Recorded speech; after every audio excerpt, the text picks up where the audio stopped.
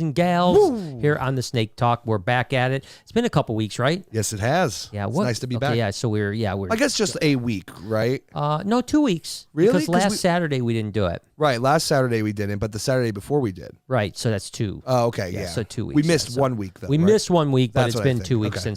since we've been here. So Well, it's been nice So welcome to be back. It's always good to be back, and obviously we've got Jay behind the control panel here. What's up, guys? And we've got me. It was a eventful couple weeks. Been pretty busy. A lot of things going on, so we can touch on a lot of that type of stuff. As always, this is an open conversation. So hit me up in the super chats, and we will answer your questions about all the things that are going on. I mean, obviously, we dropped a video today that talked about the expansion of the Reptarium and That's right. how much is that's going to cost. And realistically, although we don't have solid numbers, we said in the video that it was $4 million. Realistically, it's probably going to be north of $4 million. Yeah. I mean, there's a lot of things in there that we didn't even talk about budget wise. I mean, like even we were at my friend Steve Bashy's that was in the video today, and he talked about yellow tangs. Yeah, which I found crazy. Yeah, yellow tangs are a staple. I mean, you got to have a yellow tang. You know what I mean? Come on, it's like, if you want the Nemo theme, you got to have the yellow tang.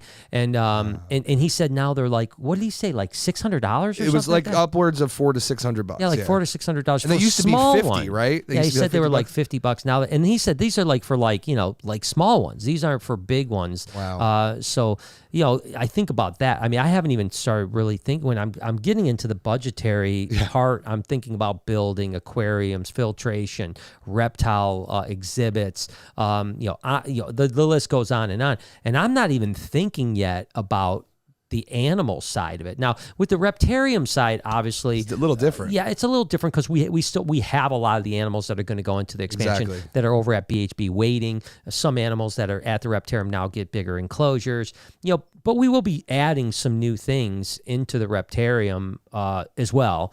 But that's like negligible all in all. But the fish side, I don't really know. I mean, this is what we have 2 fish. People. That's it. And we just got 2 fish. When you did even the first Reptarium, you had some snakes. We had most of the snakes. We have the vast majority. No fish besides these clownfish. So. Yeah, the vast majority of the animals. When we opened the Reptarium, we did buy some stuff. Like we bought, a couple snakes from Kevin. Right. We bought, Elvis, obviously. Toothless later on. Yeah, later on. Gotcha. And there was a handful of other things like the albino iguanas we bought. No, that was in the second expansion. That was 2.0, but still same. But my point is that we had. I remember when we were opening, which actually to just take you guys let's get it reminiscent down the memory lane here. Like it was, it's kind of cool to think about opening up the original Reptarium because it was so everything was so unknown, right? Yeah. And I remember we were working first off the building was empty. Stuart showed up, and for whatever reason, I targeted a date in September. I think it was September 13th, if I'm not mistaken. I think you're right. And that was the date that I'm like, I want to open on September 13th. It was a Friday, and I knew we were going to be open Friday, Saturday, Sunday. So you know what it was is that if we didn't open on the 13th, we were going to have to go another 2 weeks because, weirdly enough, we opened on the 13th, 14th, 15th. Weird. And then the next weekend, Saturday, was actually Eric and Mary's wedding. Oh, So yeah. the entire crew was going to Eric and Mary's wedding. And so our second week open at the Reptarium, I actually had friends of mine come in and run the Reptarium on the second week that we were open. Wow. I mean, looking back, it was just an asinine thing for me to do. I should have either shut down Saturday or I should have not. I should have opened the week after and it would have given. But so anyways, the point is the building was empty 21 days after the cages showed up. It was the 13th. So we had 21 days Not a lot of time. to finish the entire Reptarium from an empty shell to being completely done. Now, don't get me wrong. The first 4 or 5 days, we had tons of people helping. We had lots of volunteers. And then as time went on, those volunteers kind of slowly dwindled. And then at the last 4 or 5 days, it was basically just us, the crew. Right. There was a couple guys like my friend Corey. He was coming almost every night. Yeah. And a couple other people would show up. But mainly mainly it was us. But I remember Jessica and Bruce and Andrea at the time, or not Andrea, but Kelsey. Thank you very much. You got it. Kelsey, we were staying here till like 3 o'clock in the morning. Jess still talks about it. Yeah. And the night before we opened up, we actually stayed till 4 in the morning. And then came back and was back here at 7 because we were opening at 4 the next day, right? So we got like 2.5 hours of sleep, back here the next day. And I remember literally like, number one, now it's, the morning of the 13th and it was Friday. And I remember we were like loading snakes in like 15 minutes before we were open. Right. Like so at that point, I start seeing the line starts building. You're like, the line no. starts building. Well, no, it was good because I mean, at first I'm thinking, is anyone even going to show up? You right. know Of course. And by time we opened, there was probably 150 people in line. Wow. And but yeah, I remember literally never really having a chance to even like take a breath, like. You know how that's how it is. Because it was like just like get animals in, tag thing, and we didn't even have like vinyl, so we just were marking them with a colored paint markers. Oh, like that's what's awesome. in the enclosures, and so it's cool to reminisce about that because it was so crazy. But like I said, we had almost all the animals. I mean, we're like, okay, we've got 5 cages. What do we put in them now? And so we just go downstairs and look at, okay, let's do this. Let's pull this. Let's do this. And, obviously 2.0 was a little bit different because it was, number one, it was moving some animals that were big into it, getting some new animals, like I had mentioned, and so on like that. But still working up until the time doors opened, though. Yeah, we did still work. And it was the 13th, 14th, 15th again. Yeah, it was. But of March. Right. Yeah, March. Yeah. But yeah, I remember literally like I went and ran and grabbed the posters like 30 minutes before, and got back 30 minutes before we opened. We were hanging up photos and stuff. It was crazy. Yeah, it was crazy. Let's hit a couple supers before we get too far into it, and we'll keep on talking about this and more topics. So, but I want to keep you guys in the loop. Hit me up in the supers. You guys always guide the conversation on Saturday nights. Brad says doing more Croc Monitor research, of course, and sending love. Glad to see the podcast. That's awesome, man. I mean, Croc Monitors are definitely some of the coolest animals out there. There's no doubt about that. We did a video that really showed their intelligence the other day. I think that'll be coming out here in the next, sometime midweek next week. Right. That was pretty interesting. The difference between Elvis's reaction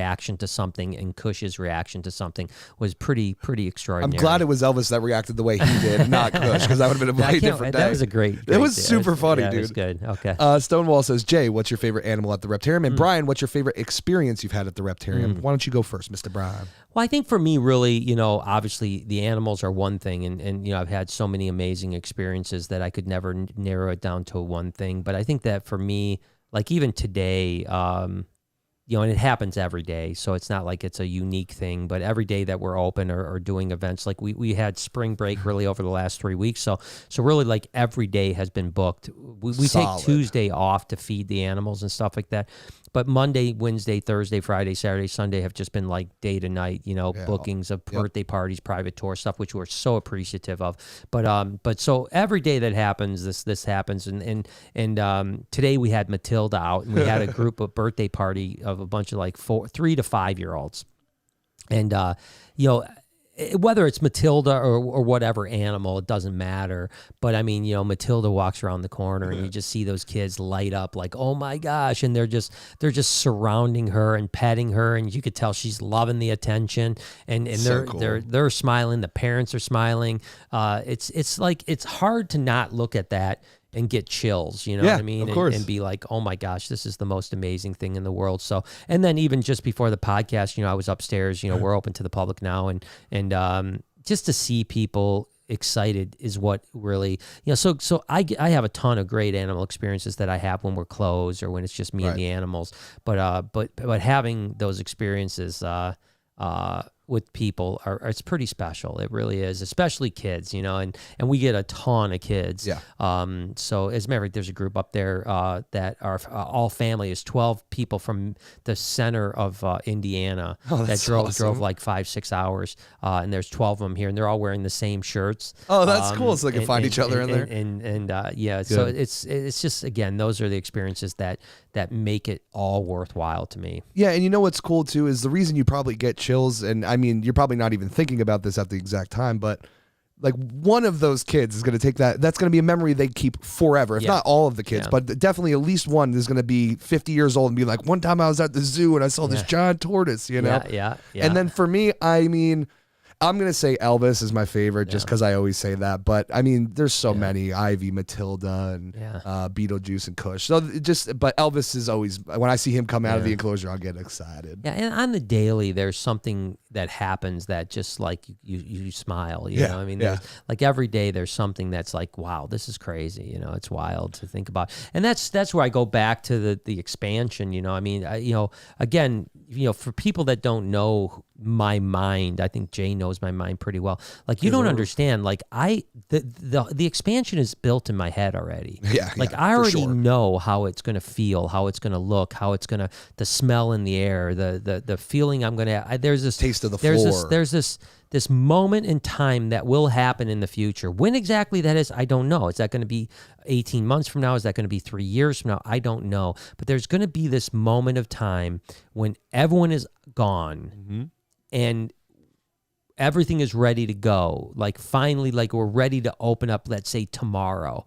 And everyone is gone, and I'm going to be standing upstairs in the aquarium, and I'm going to be seeing on one side, I'm going to see the glowfish tank and the jellyfish tank in the dark room, and I'm going to turn around and I'm going to see this giant bank of arc cages that have giant predator fish and reef tanks, and to my left there's going to be giant stingray thing that we can swim in, and I'm going to walk in, and then I'm going to be able to see the stairway, and I'm going to walk down the stairway into the bigger Reptarium that's twice the size, and I'm going to walk down the next set of stairs, and I'm going to see the dig site, and that day is in my head. And the feeling I have that I'm going to have that day is already a feeling in my body. That's cool, I already have the feeling of what I know is going to be like.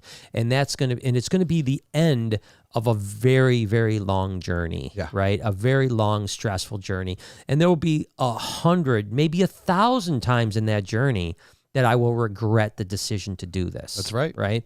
But that moment in time is when I know it's going to be right. You know? Make it all worth it. And that moment in time, I'm going to look back and say it was all worth it. Yeah. And that's before one person steps foot into the aquarium. One first person steps foot into the expansion. That's what drives me, and that's what puts a smile on my face. And I did the same thing with 1.0, and I did the same thing with 2.0.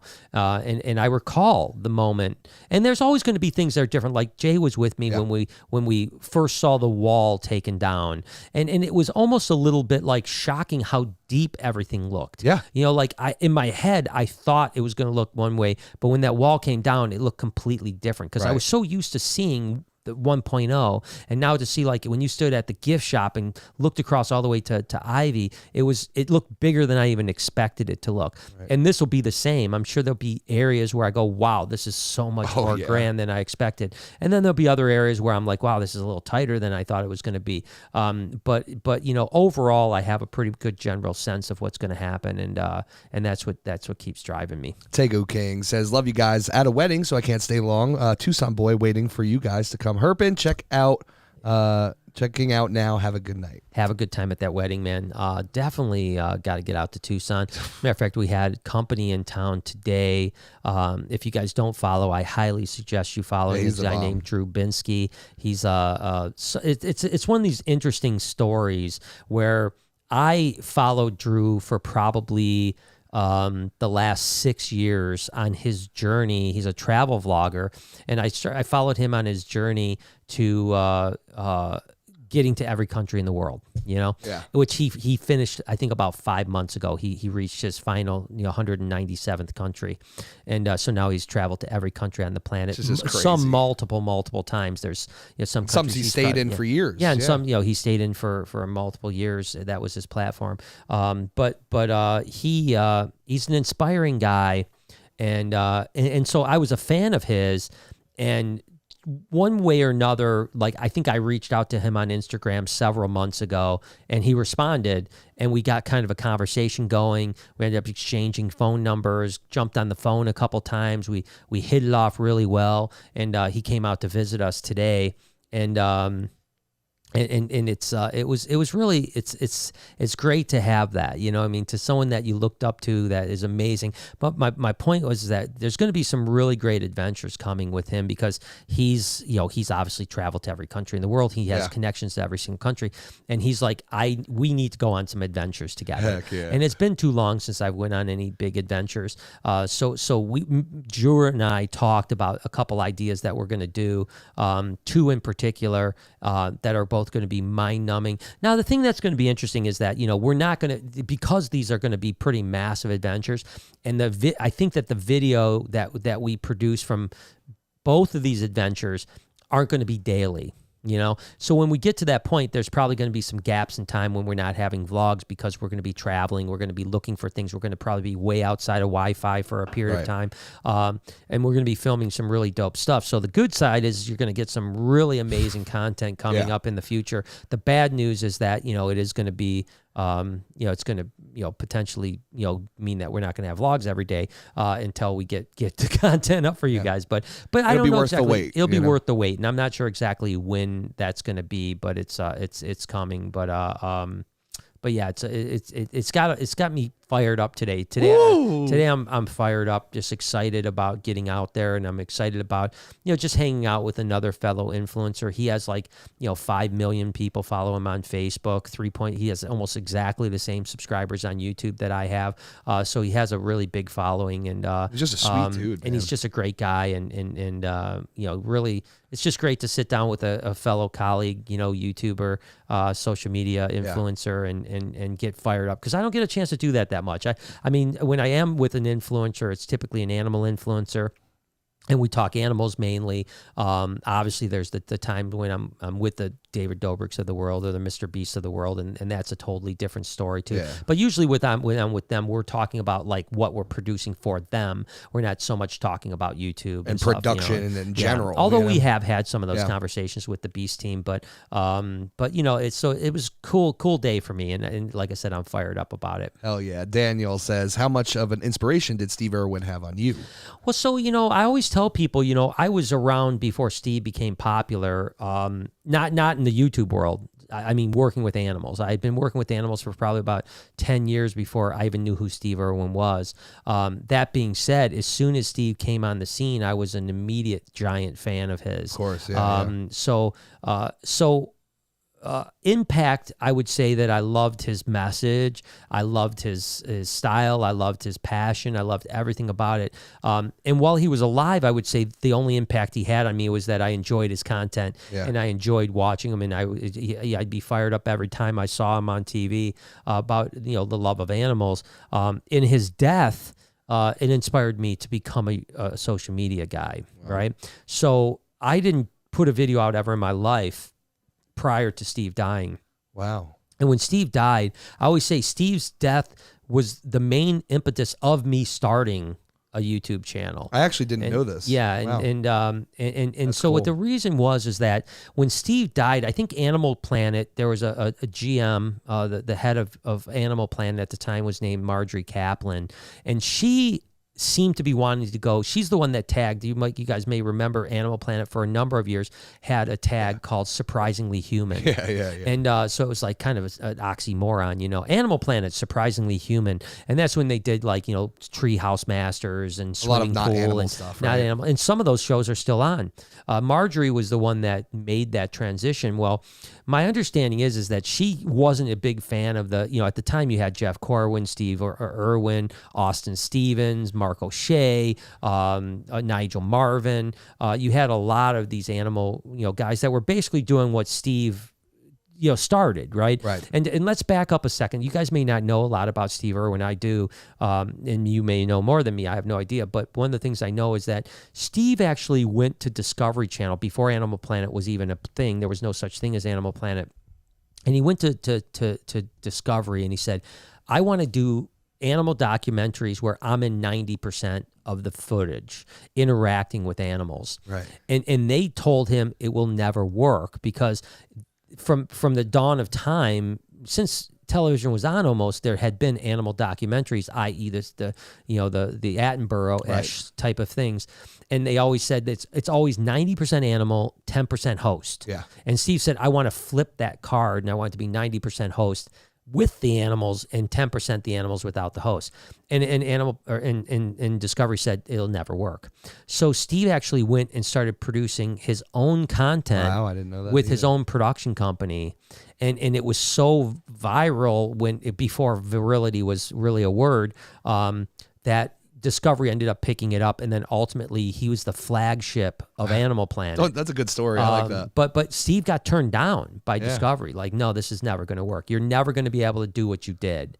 And that also inspired me in a lot of ways because, he did something even when they said you can't do it. No one had ever done what Steve did before in animal documentaries. But then his success bred Austin Stevens and Jeff Corwin and Mark O'Shea and Nigel Marvin and the likes thereof.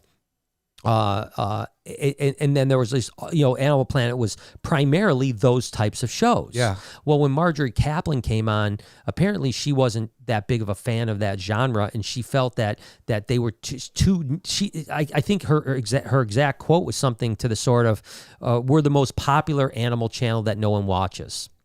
Wow. Because the ratings weren't comparable to other networks, and so she thought that, much like, if you think about it, her approach to Animal Planet is much like History Channel's approach to what their content is now, or MTV's approaches to. Remember, MTV used to be music videos. Only now they're not. Videos, right. History Channel used to be about history. Travel Channel used to be helicopters flying around the mountains of Peru, in a voiceover. Now Travel Channel is Ghost Adventures and stuff like that. So what happens is a lot of these networks, A&E TV. I mean, you could go down the list of networks, and they've all become like I mean, I always say, like, if you think an animal person is upset that Animal Planet has a show about pools, I would say History Channel people would be just as upset about a show about hunting alligators. You know what I mean? Like, history buffs are saying, why am I watching alligators getting hunted on a History Channel?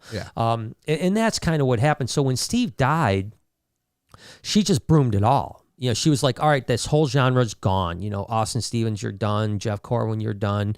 Nigel Marvin, you're done. All these guys are done. And so there was, we didn't just lose Steve Irwin, we lost all these other people, right? And so at the time, YouTube was just a fledgling. No one even knew what YouTube was going to become or be, or I don't think even YouTube knew what was going to happen at the time. And it's always funny because, like, obviously when Google bought YouTube, other people had the opportunity to buy YouTube and turned it down, and then of course Google bought it and it became huge. It's one of the most profitable things that Google owns, and it's what made Google one of the biggest companies on the planet because of YouTube. But anyways, my point is that because there wasn't, like, YouTube wasn't YouTube, it was different. And TV was no longer having those things. There seemed to be this big vacuum, this vacuum of people that like all of a sudden there was no more Steve Irwin, there was no more Jeff Corwin, there was no more Austin Stevens, and on and on. And I thought to myself, I don't want to be Steve Irwin. I don't even want to be one of those guys, but I want people to still get their animal content so they can start loving animals and reptiles in particular. That's why I started YouTube. Yeah, because it is what got a lot of people to love animals, including probably myself, Maria, everybody is like, watching Steve Irwin, watching Jeff Corwin, growing up, and now not having that. You're right. There is a big void. And I was just trying to, and I always said that, I didn't want to become I didn't think I could step into that role. But what I thought was that, if 100 people did what I did, us 100 cumulatively could start to fill that void. Yeah. And that's so really Steve was a huge inspiration on a number of levels. I loved his animals. I loved his passion. I love the fact that he, in the face of being turned down by a massive network, still continued on his mission, believing in his mission, and changing the entire direction of animal content for the next 30 years.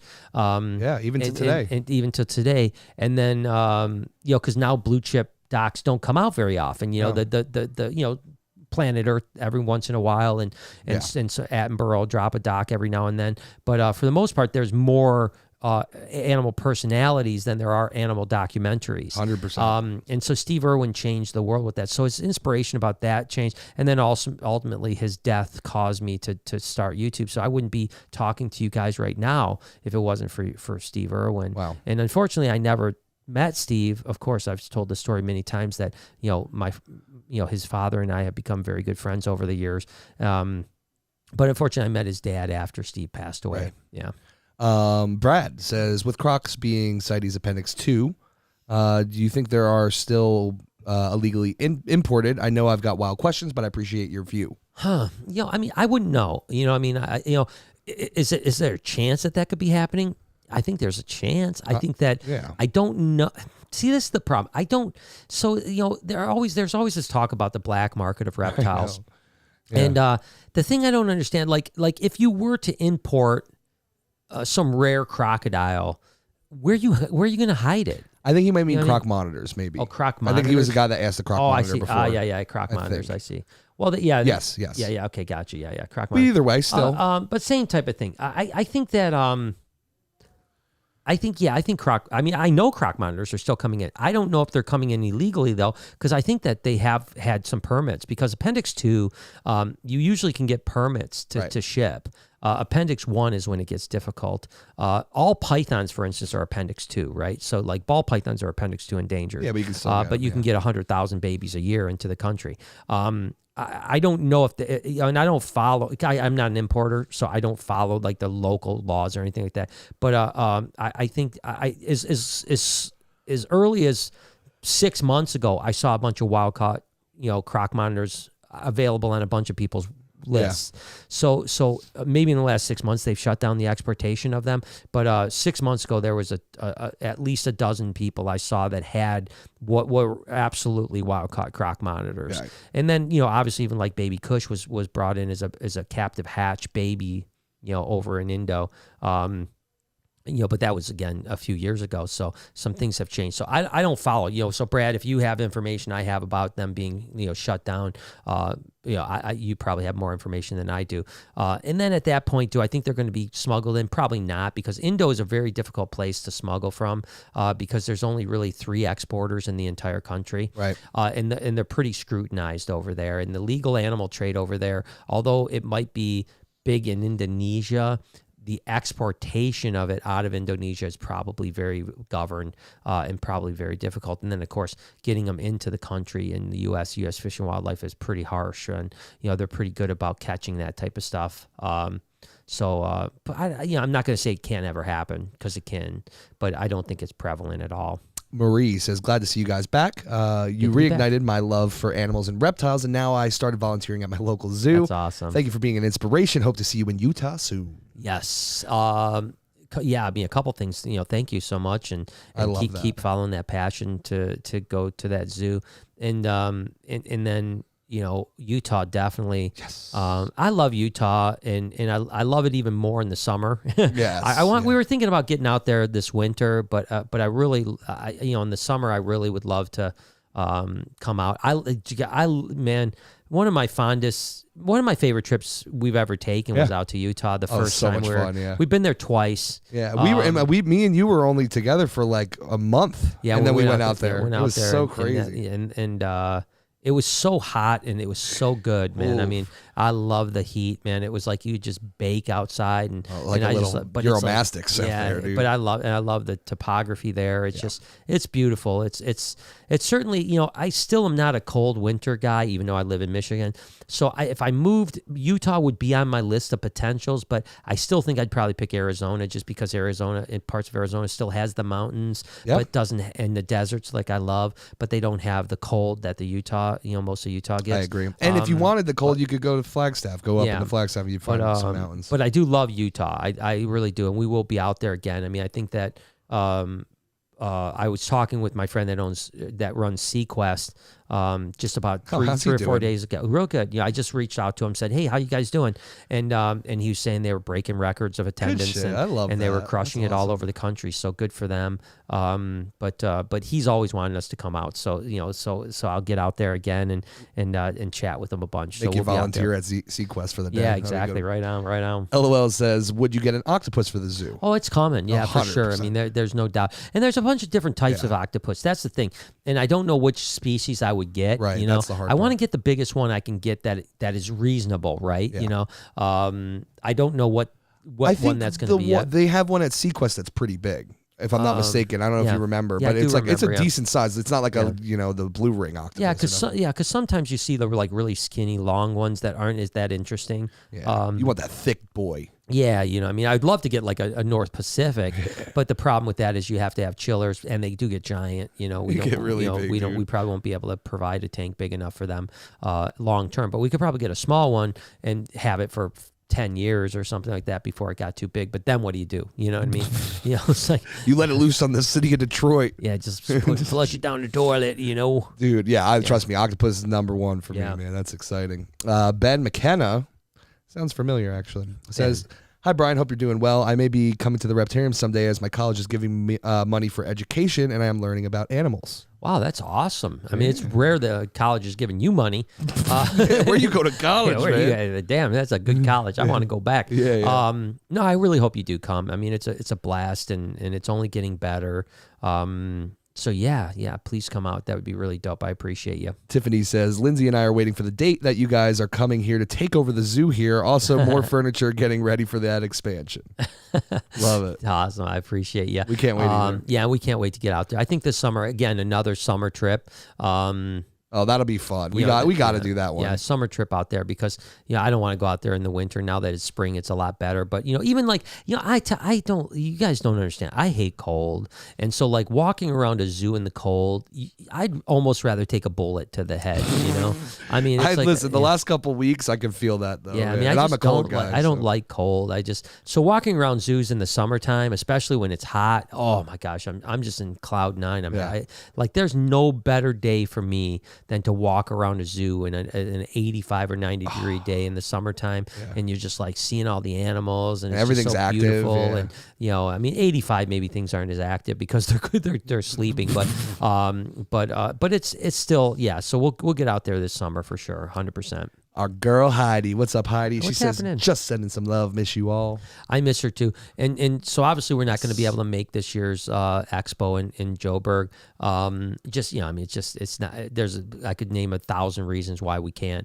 But she did send me dates for next year, 2023. And that is a 1,000% we're going to go. We're going to South Africa next year, 100%. So sick. And we'll go do South Africa right. Go chill with Heidi. Yeah, go hang out with Heidi. We'll catch up with Dingo. Head over. Really? Yeah. Oh, definitely. Dingo's coming this month here. Did you know I did not know that. That's hysterical, dude. I think he's coming in like 2 weeks. Get out. Something like 2.5 weeks. My mom's gonna geek out to spend like 2, 3, or 4 days here. So good shit. That's awesome. So yeah, I'm super excited to see Dingo, and he'll be making a appearance in one of our vlogs here in the next couple days. Yes, he will. So what are we doing when Dingo gets here? He's doing 50 hours in enclosure? Is that what we're doing? Yeah, we should just, he's going to stay for 3 days, but all 3 days in the Anaconda cage. I think that's a good idea. We're not going to let him do anything else but sit in the Anaconda cage. Yeah, we can do live videos from there. That's it. Yeah, that'd be perfect. Brad says, I hope to one day be called the Croc Mon. Or the Croc Mon man with the conservation I do for them, saving for a trip over there to do research. Yeah. I'll be out to see you guys soon. Thank you for all the inspiration. Well, keep going, Brad. That's awesome. Yeah, dude. I mean, I think that, there's no doubt. I don't, see, the thing that's interesting is I don't really know a lot about the wild populations of croc monitors. I just don't know much about them, I mean, I'm not even exactly sure. I know that where the range is, but I don't know a whole lot about I mean, where the majority of the range is, there's not a lot of people. So I'm imagining that, their population isn't getting devastated by deforestation, but I could be completely wrong. I don't know enough about that area, but I mean, certainly any conservation on any reptile or animal for that matter is fantastic and important. And because Indonesia and Croc monitors do have a relatively, they don't have a giant range. Right. I'm sure they're under some pressure. You know, I mean, it's always a fragile ecosystem, and when you start messing with those ecosystems in any way, but Indonesia, I will say, Indonesia, with the exception of their big cities, and the big cities are very, very populated. They have a lot of islands and dense land, you know, that is really dense jungle. And I've flown over it before, and it's hours of jungle, you know, and so cool. And then you got to remember, I think there's like 1,000 islands in Indonesia, and most of those islands aren't inhabited at all. And I'm assuming there's croc monitors and Komodo dragons and you name it, reticulated pythons on many of those islands. Again, we saw, you know, retics on Labuan Bajo, and that's it's not a very, very populated island, but it's a more populated island than most. Right. You know, so yeah, I'd love to know more, Brad. As you learn, teach me. So this is an interesting one. Solid Serpent says, metrics since new vlog format. Biggest improvement, numbers that have not improved, perform as desired. Yeah, I mean, and I always love talking about this. You know, I mean, we had the best month that we had last month in a year in all metrics. Yeah, dude, watch time, not views. So views are now tainted on YouTube, right? Because views are tainted by shorts. Yep. And shorts, number one, don't have any revenue model to them, and number two, actually can sometimes hurt your algorithm. That's why we stopped doing shorts. We did, as a matter of fact, good or bad, I don't know what to think yet. We just had a couple shorts today and yesterday start to pop off again from like 2 or 3 months ago. I'm almost dreading the fact that they popped off because it makes your views go way up, but it doesn't do anything else. Your watch time. It kills your watch time. It kills a lot of different things. But overall, I mean, you know, the proof is in the pudding. There was every metric. You know, barring views, because views, we had a good month of views, but it wasn't like the best month in 12 months. But best in a few months. But it was, so the fact that most of our views came from long format last month, 6 of 10 of the best videos were long form videos last month. That was, and we still had a lot of views. We still had about 12 million views. That was a really positive metric, in my opinion, even though like a couple months prior to that, I think we had 18 million views, but most of them came from shorts. Like 8 of the 10 videos came from shorts. So which you could just throw those out. You don't even want that at this point. At least I don't, because I think they're shallow, you know, worthless views. The metrics are all good, you know. So basically, you have, I've talked about this before. You have the holy trinity in YouTube, which is what this are, you know, CTR, which is click through rate, AVD, which is average view duration, and then watch time. Those are the 3 metrics that you really want to crush. You know, those are the 3 that are important. There's other things like audience retention and, you know, other things that make, they all play into it, but they all play into watch time or average view duration or you know, click through rates on its own, obviously. And click through rate is basically based only on title thumbnail, right? I mean, it's just like, out of the people that were served your video, how many click through? How many click through? And it doesn't matter how good, bad, or ugly you could have a black screen for 10 minutes. If someone clicks on the video, you get a view. You know, so then from the time they click on it, it's average view duration, audience retention, watch time, something like that. And there's no doubt, not every video performed well last month. Right. But overall, we had the best month that we had in a long time. It felt nice. So yeah, metrics are definitely heading in the right direction, and that's why you'll continue to see that content. Rachel says, "Have to say, you sound like an artist when you talk about the expansion, visualizing it finished before you have your hands in the clay." Yeah, I think that's true, right? Rachel. You know, I mean, I think, and I don't know. See, this is the thing, Rachel, is that I don't know. And by the way, I want to say one thing before I get on to Rachel, is that I think you'll see the content we're doing now, but it'll get better. Yeah. You know, we're going to get better at it. It's not just going to stay this way. It's going to get better because we're going to learn more about what we're doing. Absolutely. And it'll get better. Now on to Rachel. I don't know if everyone has that ability or not. They definitely don't. You know, I mean, I've had that, you know, creativity. Visualization. Yeah, visualization, you know, you name it. My whole life, you know. As a matter of fact, it was funny because this gives you an idea, and Jay, I didn't tell you this morning, but like this gives you an idea how my mind works. Last night, we had already filmed a couple little pieces for today's vlog before today's vlog. Normally we film today, but we had a couple things happen yesterday that we had to film yesterday, and we're like, good, we'll film them yesterday and put them in today's vlog. Right. And I knew I had Drew Binsky coming, my friend, my travel vlog friend coming, and when I went to sleep, I was like, I have no idea what we're going to do with Drew. Right. But we need to do something with Drew that. In the past, we may have said, like, let's have Drew meet all our best animals. Yeah. But we've done that, and they never perform well. Those videos never perform well. Yeah. So, like, because people don't give a shit. You know what I mean? They don't care about my friend meeting my animals. Yeah, you know they'd rather see you do it. Yeah, so I knew we didn't want to do that. So I literally went to sleep going, what am I going to do with Drew? I woke up with the idea of what to do with Drew. That's so funny. So, like, I somehow during my sleep, I dreamt what we were going to do with Drew. When we got here. So, I mean, the minute I woke up, I was like, okay, there's our vlog for the day. And that happens a lot to you. Yeah, it does happen a lot to me where I'll think about things and then I wake up and I'll dream a vlog or I'll dream an idea. So yeah, I'm lucky to, I guess, have that mind and to be, creative. I have the blueprint sitting right here next to me. That I'm going to be drawing a lot on here in the next few days because we have to finalize a couple things before we can get structural supports and so on like that in the rep or into the aquarium, I should say. And that means I have to take a flat 2D thing and make it into a 3D thing in my head. Yeah. How's the flow going to be? Where's this, what are we going to look for? Blah, blah, blah, blah. So lots to think about. Evelyn says, we are grateful for your vids every day. Thank you so much, Evelyn. I'm grateful for you watching. Becca throwing love. What up, Becky?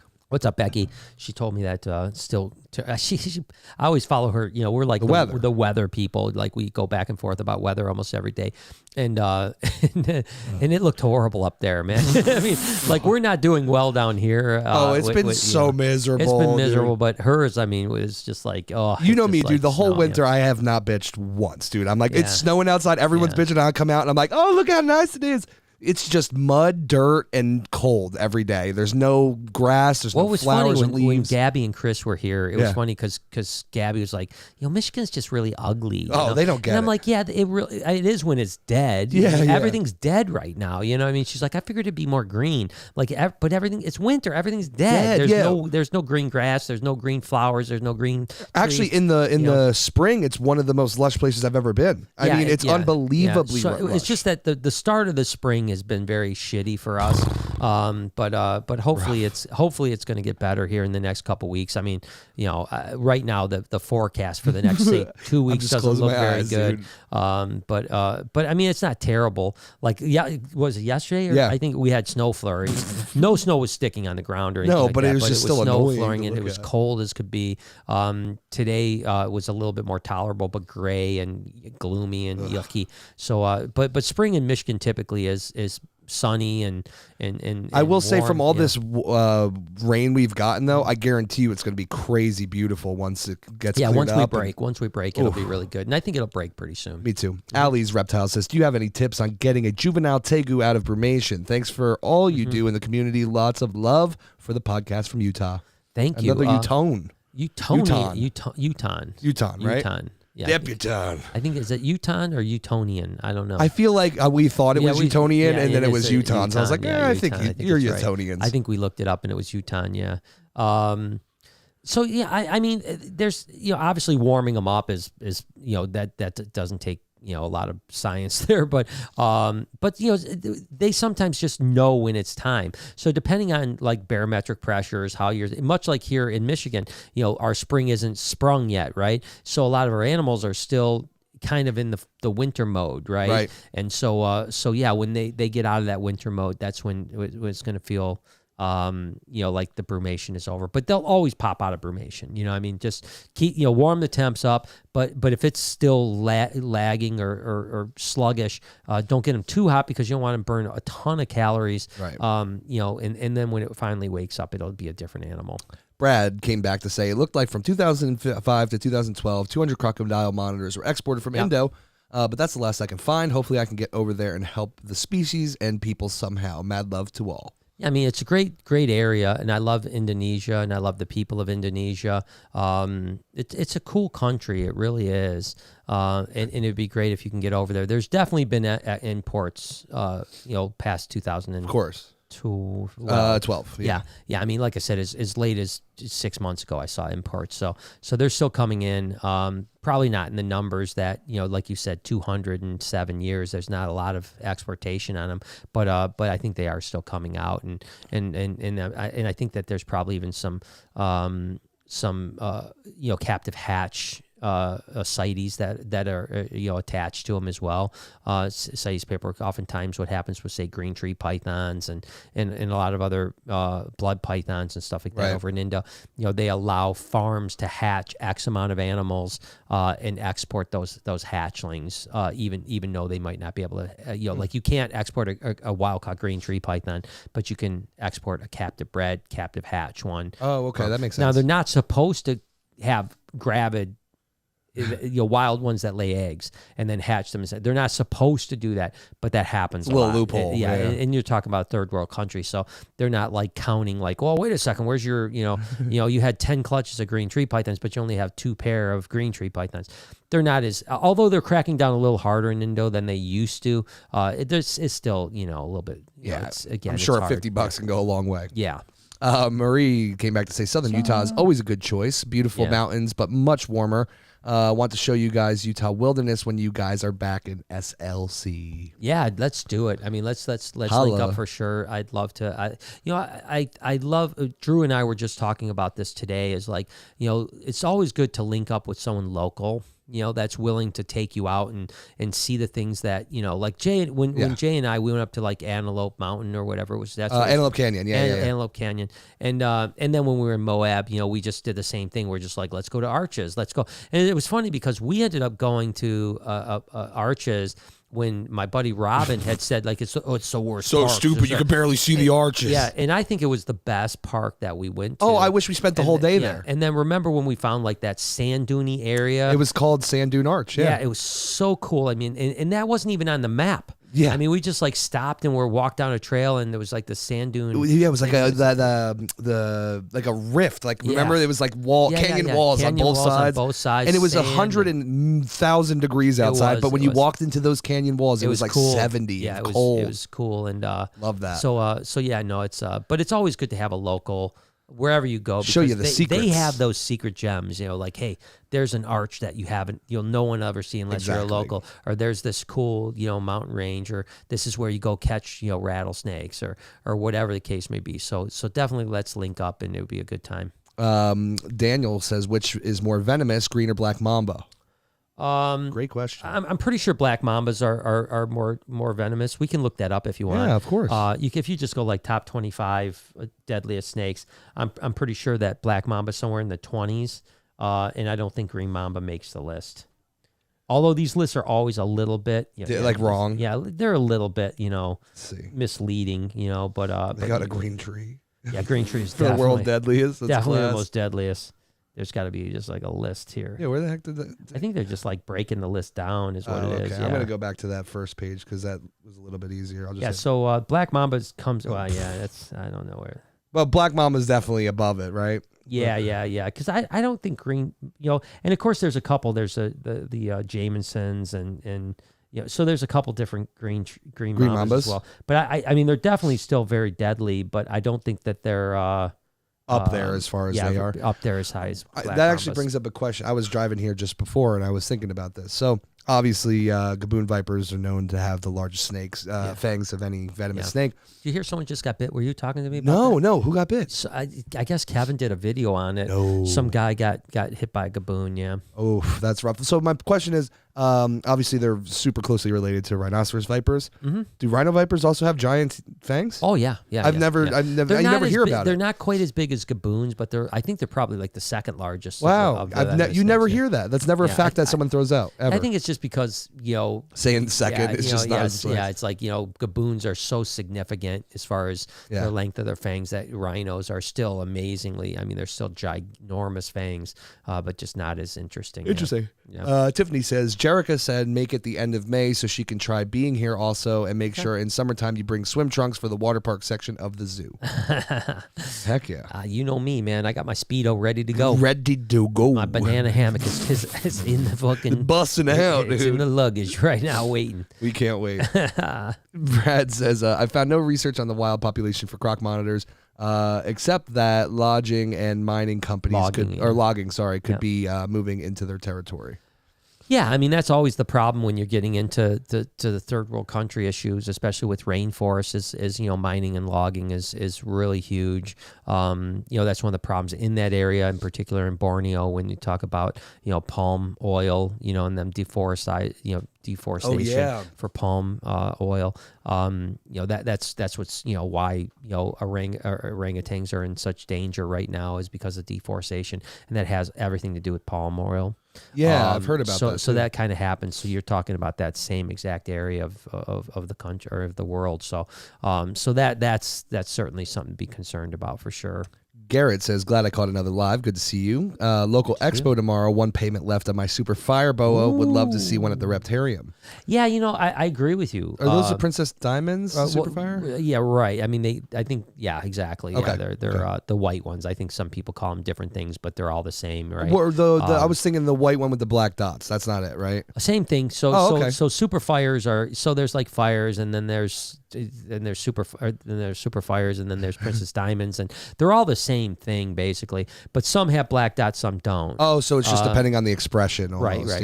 Right. And but no, I'd like to have a white boa for sure. For sure. I mean, they're really cool. So I wouldn't be surprised at all if that happens this year. Yeah. That would be and ironically enough, if I can find a white one that has freckles on it, kind of like a cow retic. Lori wants one too. Yeah, we have it on film. Yeah, when we were over it, we do have it on film. Yes, we do. Ironically enough, when we were in Utah, we went to Jeremy Stone's place, and he had a really nice, like probably 6-foot female that was nice black freckling on this beautiful white snake. And the thing that's nice, of course, is they're born with the freckles. They don't grow. They don't more like a palmetto. Yeah, it's more like a palmetto corn. So and Lori was like, we need to get one of these. We're like, I agree. Yeah. It's crazy. It's been like two and a half years, and we haven't got one yet. So see, sometimes Lori says yes, and I don't pull the trigger. It's not always the other way. Yeah. Scottish Rob says, if in Arizona, may want to check out the C&B Pet Store. Cool place. Which commercial do you get revenue? Wait, which commercial do you get revenue for? Ones before, during, or after the video? I get them for all. Yeah, as long as you watch. Yeah, so if someone watches the ad, whether it's before, during, or after, I get revenue for it. If you click off it or skip the ads, I don't get any revenue at all for it. So listen, no one's asking you to watch a 5-minute ad. Exactly. This is what I always say. If it's a 30-second or even 1-minute ad, please watch it. Yeah. If it's a 5-minute ad, skip it. Yeah. I skip my own ads at 5 minutes. I wouldn't watch any ad for 5 or 10 minutes or something like that.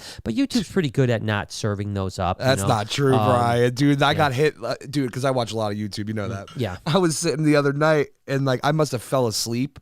Yeah, and I was watching our videos, I was just watching vlogs, and then I woke up and it was like this old guy talking for so long. Dude. I mean, they do it every now and then, but most of the time it's not. Most of the time on our vlog, I've seen them on a lot of videos, and every now and then, dude. It's probably a month or so ago. I started watching. There was a 59-minute. That's what I'm saying. That's how this was. 59 minutes. Yeah, 59 minutes. Seen a whole album play out on there before. Yeah, but yeah. So don't do the long ones. Yeah, please do the short ones. Yeah, but if you can suffer through 60 seconds, it does help. It helps me a tremendous amount. Yeah. Timothy says, "Hey Brian and Jay, any tips or words of wisdom for anxiety?" Tons. Oh man. Done my usual meditation. Have been trying to stay busy today, but it keeps creeping up hard. It's tough, man. It's like. Obviously I do so much for anxiety for myself that, and you got to remember what works for one person doesn't necessarily work for another person. But, I actually just bought, and as a matter of fact, just about an hour before the podcast, I did it for the second time. It was called Calm Go. Look that up. Calm and Go? It's just like Calm I Go. Okay. One word. Yeah. And it's a breathing thing, and you could just go to shopping if you want, or okay. whatever you want to do. It doesn't matter. Yeah, just go to shopping because that'll see it. It's like an inhaler. Yeah, it's a breathing thing, right? So that's cool. You breathe in your nose, and you blow out into this, so you don't suck essential oils, in. right? Right, and so you smell the essential oil, number one, and then it times your breathing, and it's supposedly supposed to really like teach you how to calm down. Oh, that's cool. Because I think breathing. So what happens in anxiety is that you think you can't catch your breath, but what it is you're actually hyperventilating yourself because you're not breathing deep enough. You're getting too much oxygen in because you're like. You don't realize you're breathing faster than you're supposed to breathe. Yep. So you need to slow your breathing down tremendously. But when you do that, you feel like you're dying. And so it's a really tough thing. But breathing, I think, is a big part of it. I do think meditation is a big part of it. Which is breathing too. And then, mindfulness is a huge part of it. And gratitude. So if you're having a bad moment, number one, what has helped me through a lot of my bad moments is that I know it's going to pass. Right. So I tell myself, I'm just going to pass. The other thing is to have this thing where you talk about this a lot in therapy.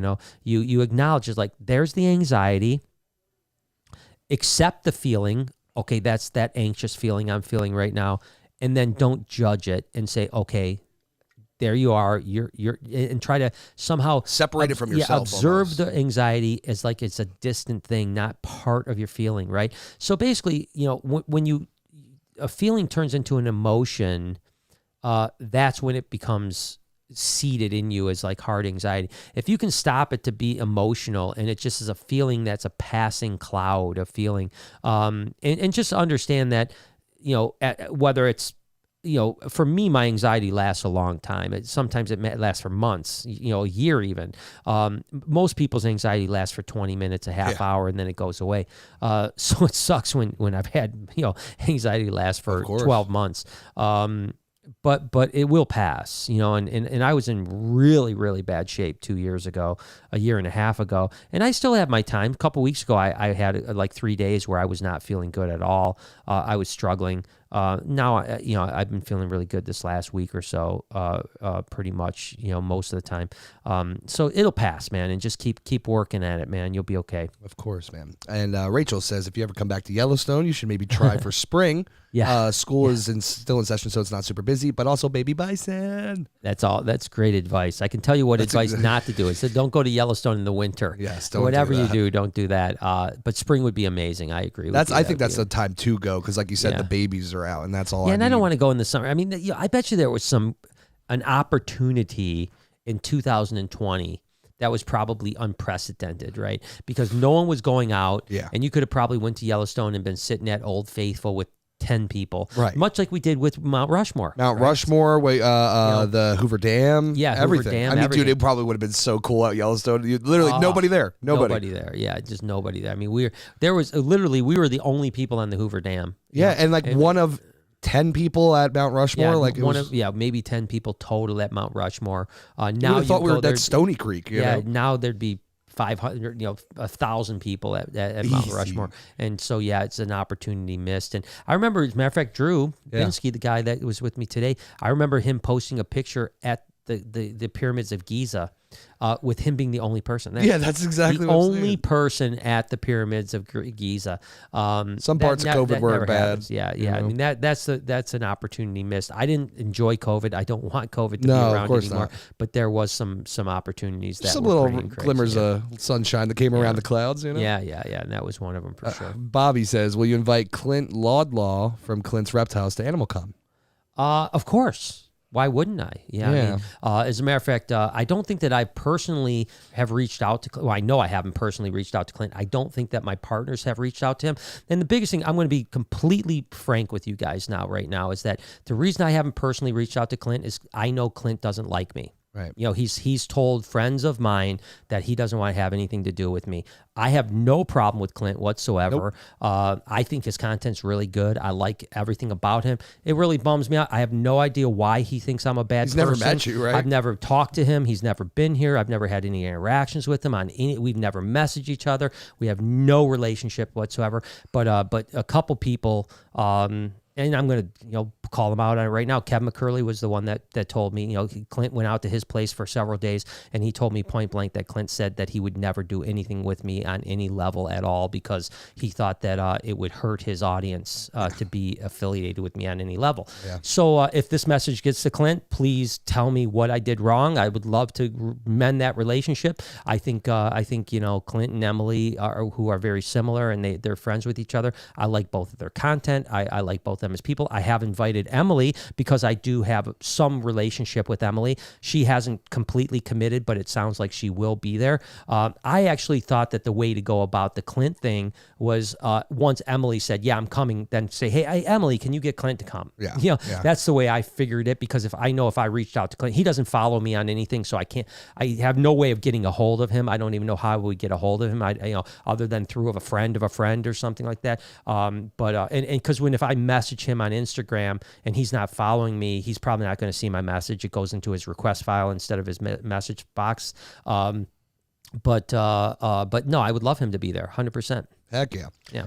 Vincent says, can you tell if you hit a karma clown with blacklight? I don't know what a karma clown is. Yeah, I mean, it's certainly possible. It's certainly possible. Can you tell me what this is? I've never heard of this karma clown. So I'm thinking karma is going to be like a white clown is what I'm pretty sure. Like a blue-eyed Lucy clown almost? Yeah. So you can look it up if you want. I'm pretty sure. It's a ball python though, eh? Yeah. Because I know the karma was also like the hidden gene Woma, like basically the daddy platy. Okay. Yeah. So so I think this is like the super version of a daddy platy clown. So you should be able to see some pattern to it, I would imagine, but it's hard to say. Yeah, because it depends on at least as far as because we've done a few blacklight videos.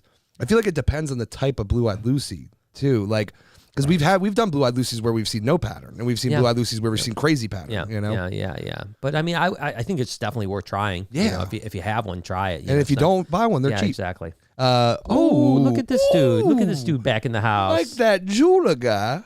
He says, hey, just getting off work, awesome, playing catch up again. Finally caught y'all live. Cool, Hope man. everyone is doing well. The bone marrow donation went well for me. Hoping it works out well for the guy getting it. Me awesome. too, brother. Congratulations, man. That you're a big man for doing that, and I'm so glad that it went well for you, and I'm glad that it's over. And I pray that the person that you donated to works out, man. You're a good man for doing that, dude. Dude, seriously. Yeah, you should be definitely very proud of yourself.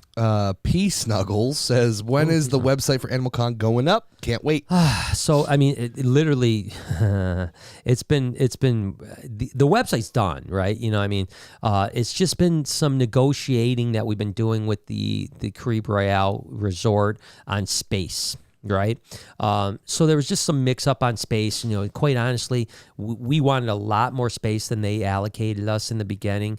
And then we had some commitments to them saying that they would give us all this extra space. And then they backed away from that, saying that they couldn't really do it.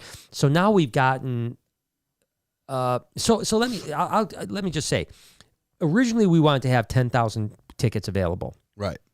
There's going to be 4,000 tickets available. Oh my now, God! Okay, dude. Which is fine. Yeah, it just means and I would think that means we're going to sell out. Probably I think that means that we're going to sell out. And what we're going to do is we're going to do the 4,000 Animal Con, which is probably smart to start a little smaller, and then if everything goes well next year, we'll do a bigger one. Right. But yeah, there'll be about 4,000 tickets available, and y'all better get on that. Dude. And I'm telling you what, if this website doesn't go live this next week, I'm going to lose my mind because I mean the website's done, it's ready to go, pricing, ticketing, everything is 100% done. We literally just are waiting for the final. Like, okay, you absolutely have this under contract. We already have a contract, but we're trying to find. We need and negotiate the details. Yeah, of the course. Details that kind of just were misinterpreted in the beginning. Basically, we thought we were getting something, they didn't think we were getting it, and they're great people. I mean, they've been trying to work it out diligently hard with us. It's taken longer than we would like to hope because you got to remember there's like a million different, like, well, you can have this, but then you can't have this. You can have this, but you can't have that. And you can have this and that, but not this. And every time we give something, we get some. We have to give, something, and back and forth. And so we're really, really close. I mean, like. so close now that we're just missing a couple little areas that we need. And once we get those areas, that I hope and pray will happen, we're gold. So hopefully that's going to happen. I think the last I heard, Monday was supposed to be the drop dead date of us knowing what was going to happen. And if Monday we get the go ahead, I think we can go live with the website as early as Tuesday. And let me tell you guys, you'll definitely know about it for sure. Yeah, we'll know about it. Yeah, we'll do everything we can, and we're going to ask all the creators that are involved. Oh, we need a flood on that first day. And then, hey, listen, there's going to be 4,000 tickets, and when those 4,000 tickets are gone, and some of the tickets, there's only 100 tickets of.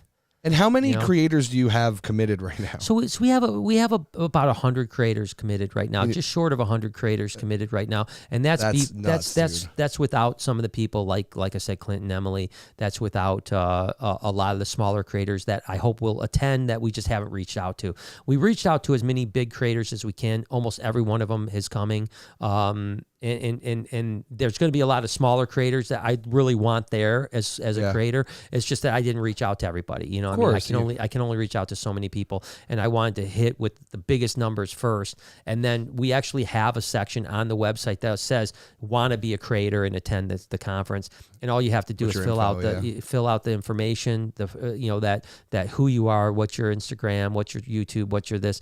And as long as you have a decent following, and when I mean decent following, I'm not talking about hundreds of thousands of people. Talking about millions and billions. I'm talking we'll have creators that have 20,000 followers. Yeah, of course. Come, if you're a creator, if you have 2,000 followers, it's just not going to, it's not. Keep on working, you'll get there. Yeah, exactly. Eventually. Yeah, we're going to encourage you, and hopefully in the future you can be a part of it. And still come just because you're going to meet a lot of other people, network, and that's all important, dude. Yeah, exactly. Yeah, that's how Brian got a lot of the connections he has. Is going to playlists, networking. Yep, and VidCon. It's a big deal. But let's put it in perspective. That's what. So 100 creators. That's what 40 tickets per creator, roughly.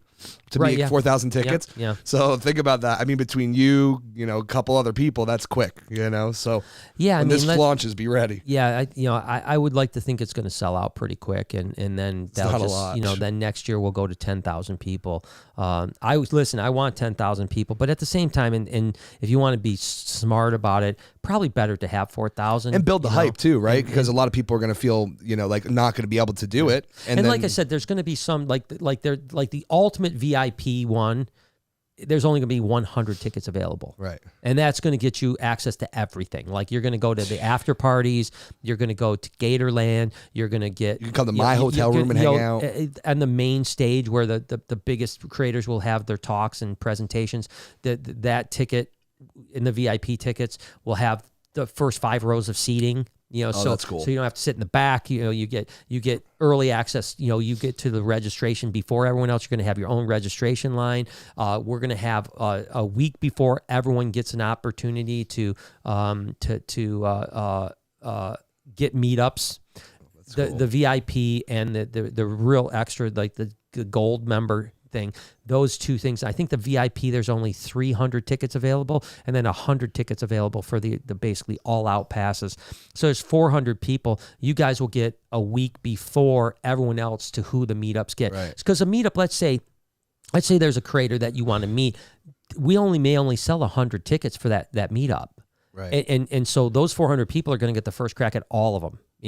And then when we run out, so some of these tickets are going to be out pretty quick. I think that we're going to not be available for very long. And then the just general admission, there's going to be a little bit more, but it's going to be, it'll happen soon here. It's close. It's close. Scottish Rob says for Superfire Boas, Ronnie, is it Ronnie? Jeff Ronnie? Yeah. Has some great ones. Suggestions on avoiding getting scammed. I've been seeing a large uptick in people getting scammed on reptiles. I think that, the way to not get scammed on reptiles is to deal with reputable people. Yeah, that's a great way to put it. If you see something available, this is the other thing I think of. It's like, even it goes even further. Like I've heard of people like using like a BHB. It's like, oh, BHB is selling this, blah, blah, blah, blah, blah. And then it's not me. Like you will never buy an animal from us without a phone call. You know what I mean? Like you'll never, like if you buy something, we're going to call you and say, hey, here's your order. When do you want us to ship? Blah, blah, blah, blah. So if you don't have communication, don't buy it. And if you've never heard of the person, or if you go on their Instagram account and they've got stolen photos, do some research. There's a lot of scammers out there. So yeah, do your research and try to deal with reputable people, because, obviously people that have names, Bob Clark or Mike Wilbanks or Kevin McCurley or Justin Kabelika or Ozzy Boyds or Miguel, and the list goes on and on. These people aren't scamming you. They're going to get, you may have to pay a little more, but you're going to get what you call for. You get like, oh man, look at this guy has it for 50% the cost, but I've never heard of him before. Maybe you're going to lose your money. Yeah. And that sucks. Let Roses Burn says, hiya. Hey, some love. What's Miss going on? Garrett says, the guy I'm buying the Superfire off has more, and we are in Maine. Grab a lobster roll at a Superfire Boa when you visit. Yeah, reach out to us. That's actually a great idea and would make even a funnier video. Yeah. Do me a favor, Garrett. Message Jay Tomsky that's him, and let's talk, because we've got a couple people in Maine that we're talking about, but if there's someone I can go and film getting a Superfire Boa from, makes it even better. That's even more dope for another story that we can add, and I'd love it. So please let me know, and I'll get one. That'd be dope. Will Nace says, love you both. Willie. We love you, Will. We love you, Will. Miss you, bro. I miss you too, man. It's I do miss it. It's like, Will and Summer are some of the nicest people on the planet. I mean, they're yep. I tell them every time. I don't know why, but they felt like family when we first met them. Yeah, no, from the moment we met them, and it was interesting because Will obviously is a big dude. Yeah. He freaking he's kind of macho-y feel. He's got that kind of manly man. Thing going on. He could hang up a TV. I'll be honest, I was a little intimidated when he said he was coming about like, are we going to get along? Is this going to be like I'm an ego and he walked in from the moment he walked in. So sweet. Same thing with Summer. I mean, just sweethearts, just like so nice, so passionate. And when we went to visit them, every time we've seen them, I mean, just like some of the nicest people. And I mean, they're the type of people that like, if I lived in Florida, I'd be hanging out with them all the time, all summer long at the fire, just drinking, some Kool-Aid and talking reptiles I've talked about this recently. There's some people that, and Will does fine. I mean, people know him. He's got a great following, but he deserves 10 times the following he has. 100%. There's certain people I look at and go, it's a travesty that they're not. Plus, he's like a great filmer. He's a great editor. Like he's good at everything. He's got great content. He's got great everything. He's a good cool family. Dude. It's a great looking family. It's just perfect on film. So yeah, I don't know why he doesn't have 10 times the following, but I think he will if he keeps it. He will. I was just gonna say he will, man. But if he keeps it up, because he's got everything he needs, and he just needs that pixie dust, that YouTube pixie dust that it comes along every now and then. It's not something you find in Florida. That's a different type of dust. Yeah. Timothy says, "Oh, sorry, Timothy. Timothy, you're gone. Goodbye." He says, "Thank you. It's true. It'll pass in time. I just need to keep that in mind and keep working on it. Watching your videos on anxiety has helped me in the past." Well, thank you so much. And like I said, I'm here for you. Seriously. So I think that, for anyone that deals with mental health, whether it's depression or anxiety or whatever it is, if you're not willing to help others, what are you doing? Yeah, it's like, I mean, especially as you're getting better, and it's not like I'm perfect, I mean, anxiety is still part of my life right now. Yes. I don't want it to be part of my life, and my goal is to at some point in the near future for anxiety to be gone out of my life forever. And I think that'll happen. I'm continuing to work really hard in a number of ways to do that, but as you're getting better, if you're not helping others get better, and I think that's why a lot of therapists have anxiety issues or depression issues or are cured of it, because they want to help other people get away from what they suffered with, right? And those are the best therapists, is the ones that have empathy for you, because and they sympathy, know, and they know it. So I'm always here for you, man, and it will pass. It will. And I remember talking to a friend of mine. I called a buddy of mine that's a drummer. He's been in a number of big bands and stuff like that. And he like his brand is fuck anxiety. Oh, that's a great one. I like that. And so he's suffered with anxiety on and off his life. And I remember calling him when I was kind of in the depths of hell, like a year and a half ago. I just called him. His name is Brandon Rage. And I called Brandon up and I said, dude, man, I'm fucking struggling, man. I was like, I mean, every day is hell for me right now. I can't get out of this. I don't know what to do, blah, blah, blah, blah. And I remember him talking to me and he said, I promise you this will pass. Now, I wish it would have passed in the same day or 3 days. It took months and months and months and months. And it hasn't passed, but it's almost all gone, all gone. And when I get anxiety, and I've only had it twice in my life when I have a major anxiety break, it's bad. I mean, it's like almost like unfunctionally bad. Like it's almost, so hang in there. You'll be okay. But also don't just think it'll go away. Help it go away. You know what I mean? Exactly. And work hard on it, Latrocious burn Latrocious bun. Speaking of anxiety, she says, you're giving me extreme anxiety now because I'm going to be glued to my phone in fear of missing the website launch for Animal Con. Let's keep refreshing it. Sold out in 10 minutes. No, I think it's gonna. I don't think it'll sell out like in days. Come on, I'm hyping it up, dude. Yeah, but I think it'll sell out like. I mean, I would like to think it'll sell out within a month. Maybe within a couple weeks. I don't even know. Like I said, I just look at it as like I think every person in that 100-person category could get 40 people to come to this easily. Yeah. Well, this is what I think. I think that there's 20 people that are going to get 200 That's people my to point, come though. to it. That's my point. And that 200 people is 4,000. That's my point. So yeah, it's going to be an event that I know a lot of people are going to be bummed that they're not going to be able to go to, and I feel bad that they won't be able to go to it. But builds hype for next year. But yeah, next year we'll do it bigger and better, and that was just it was I don't want to get into details. It was just some mistakes, some mistakes that were made because of misunderstandings of how these things work, and that's just the way it is. I mean, and it's all going to work out fine. I agree. Rachel said, what are your thoughts on Reptilinks? Definitely like the idea of feeding sausages better than mice if it's fine to do so. Well, it's definitely fine to do so. And I was very intrigued by Reptilinks years ago. And I even had a conversation with the owner about it. And this is the thing. If your snake eats Reptilinks, I think they're great. And they have some different scent, like frog scented, lizard scented. So if you have, like a corn snake that's finicky, or you have a hog nose that wants frogs, or whatever the case may, they have a lot of. So I think it's perfectly healthy for your snake. I think it's a great idea. Harsh reality is about half snakes won't eat them. So like I don't think I think it's gonna be rare to have a ball python eat a Reptilink, right? Because it's hard to get them to eat frozen thawed, let alone something that's not a rodent. But for snakes that eat them, I think it's a great option. Crebo, I bet you'll crush a couple. Dude. I wish that every snake would eat Reptilinks because I think it would expand the snake market by 50%. Yeah, because I think there's some people that hold off because like I don't know about feeding. Rodents. Plus, they don't want to have rodents in the refrigerator. That was a hard sell to my parents growing up when it was like they'd go in to like defrost some meat and they're like, oh my god, there's 13 rats in here. What's going on? Yeah, and so I love the idea. The idea behind it is great. And I think the execution is great, too. They do a really good job. Just snakes are snakes. It's just snakes are snakes, and some are, 50% of snakes just aren't going to eat them. So if your snake eats them, go for it. It's probably fantastic. Worth the shot. As a matter of fact, I think there's even some like extra vitamins and stuff like that in it. So probably a snake would be even healthier if they did eat Reptilinks. That's awesome. Yeah. Brad came back to say, has anyone ever cried meeting you, or will I be your first? Hey, Brad.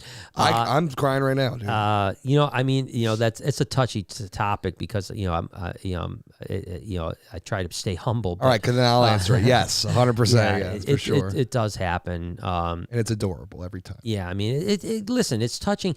At any level, when people are excited to meet us, it's very humbling, at any level, whether it's just, hey, can I get a picture, which happens a ton, or hey, get the hell out of the way, or to someone that says, hey, you changed my life because of this, or if someone cries and has emotion coming through, and we've had literally boys, girls, men, women, all do it. So it's not, and I look at that as a very humbling thing for sure. It's a blessing for sure. It's a blessing. Tiffany says tough situations don't last, but tough people do. Yeah, it is tough. Yeah, it is true. But, I will say this, I don't know that toughness has a lot to do with anxiety or depression because it's not a state of mind. It's it is and it isn't, right? You can be very mentally tough and suffer with anxiety. I think I'm a very mentally tough person and I've dealt with anxiety. I know people that, are very mentally tough that deal with depression. It's like you don't want to, you get through it. That's the thing. You don't ever want it to beat you, right? But I think that's what she means. Yeah, I think she's more like if you weren't as, because you just said I think I'm pretty mentally tough, right? Yeah. Maybe somebody that wasn't as tough as you might not have actually been able to deal with it. Well, I guarantee you that a lot of people that went through what I went through the last 2 years wouldn't be alive right now. Yeah, and that's what I'm saying. So most people wouldn't. Yeah, but other than that, it's like the toughness for me came from just surviving it, you know, and not giving up. Exactly. It's not like toughness doesn't stop it from happening. No, it doesn't. But it keeps you through it. You know. Yeah, exactly. Because I agree. Because no matter how tough you are, anxiety doesn't have a bias. No, and it's like the two things that someone from anxiety never wants to hear is just stop being worried. Toughen up, smile more. Just don't worry about it. It's going to be okay. Yeah. They never want to hear that. And someone with depression never wants to be like, oh, just don't worry. You'll be, don't be, so just be happy. Those are the two things that those people don't want to hear because you're like, if I could just be happy and I wouldn't be depressed. Well, they're infections of the brain, or the mental infection. Yeah, and it's difficult, So, but I do agree that toughness gets you through those things rather than them beating you. Yes, which is important. Because you need to have that fortitude, and you have to believe that it's going to get better. Yeah, right. Yeah. Ethan says, "Hey guys, what's the news on the American Competes Act? I use the U.S. ARC letter to send to senators here in Michigan, sending good vibes." Awesome, thank you. Keep going with that, man. So the last I heard is that what's probably going to happen is they will have a situation where it goes into what they want to have happen. The House, for instance, they want to get it to the point where there's a joint session on it, where you have the House and the Senate basically negotiating the same bill as opposed to them. Now they have to ratify the bill either way, right? So American Competes is going to be House. Different bill is in the Senate, not American Competes. It's the same bill, but it's going to be an SB something instead of House, something. And it'll be called something other than American Competes, and it is being called something that other American Competes. But if the Senate doesn't vote yes or no to it, then they go into basically a joint session where the Senate and the House get together and they start negotiating what they want in the bill, what they don't want in the bill, and then ultimately that's when the next vote will come. And listen, I think I've seen some really great emails from senators that people have forwarded me that have been really positive, and I've seen some. I just a couple of days ago, someone emailed me something where the senator said, "I think it's our responsibility to protect the ecosystem, as well as the fact that most people probably shouldn't own these animals anyways." Right. And that came from a senator, So we have senators on both sides of this that are but I can tell you this: it doesn't sound like it's. I don't think it's going to come out. From what I'm understanding, it's not going to come out of the Senate as a passed as the way it is. Right. But once they get back into that negotiation thing, and again, it's an interesting thing because I saw this show the other day because guys, you guys know I'm an alien guy. I love UFO shit. I think you're just an alien, but that's fine. Exactly. That could be too. But I think so. The show basically was saying about the bill that was passed for COVID relief that had the UFO thing in it, right? Right. And it was actually that was Harry Reid. The Senator Harry Reid that put that into the bill, really? Right? Yeah. So basically what happened is Harry Reid, for quite some time, who was a very high-ranking senator, by the way, he had been trying to get a declassification of UFO stuff for years. Jeez.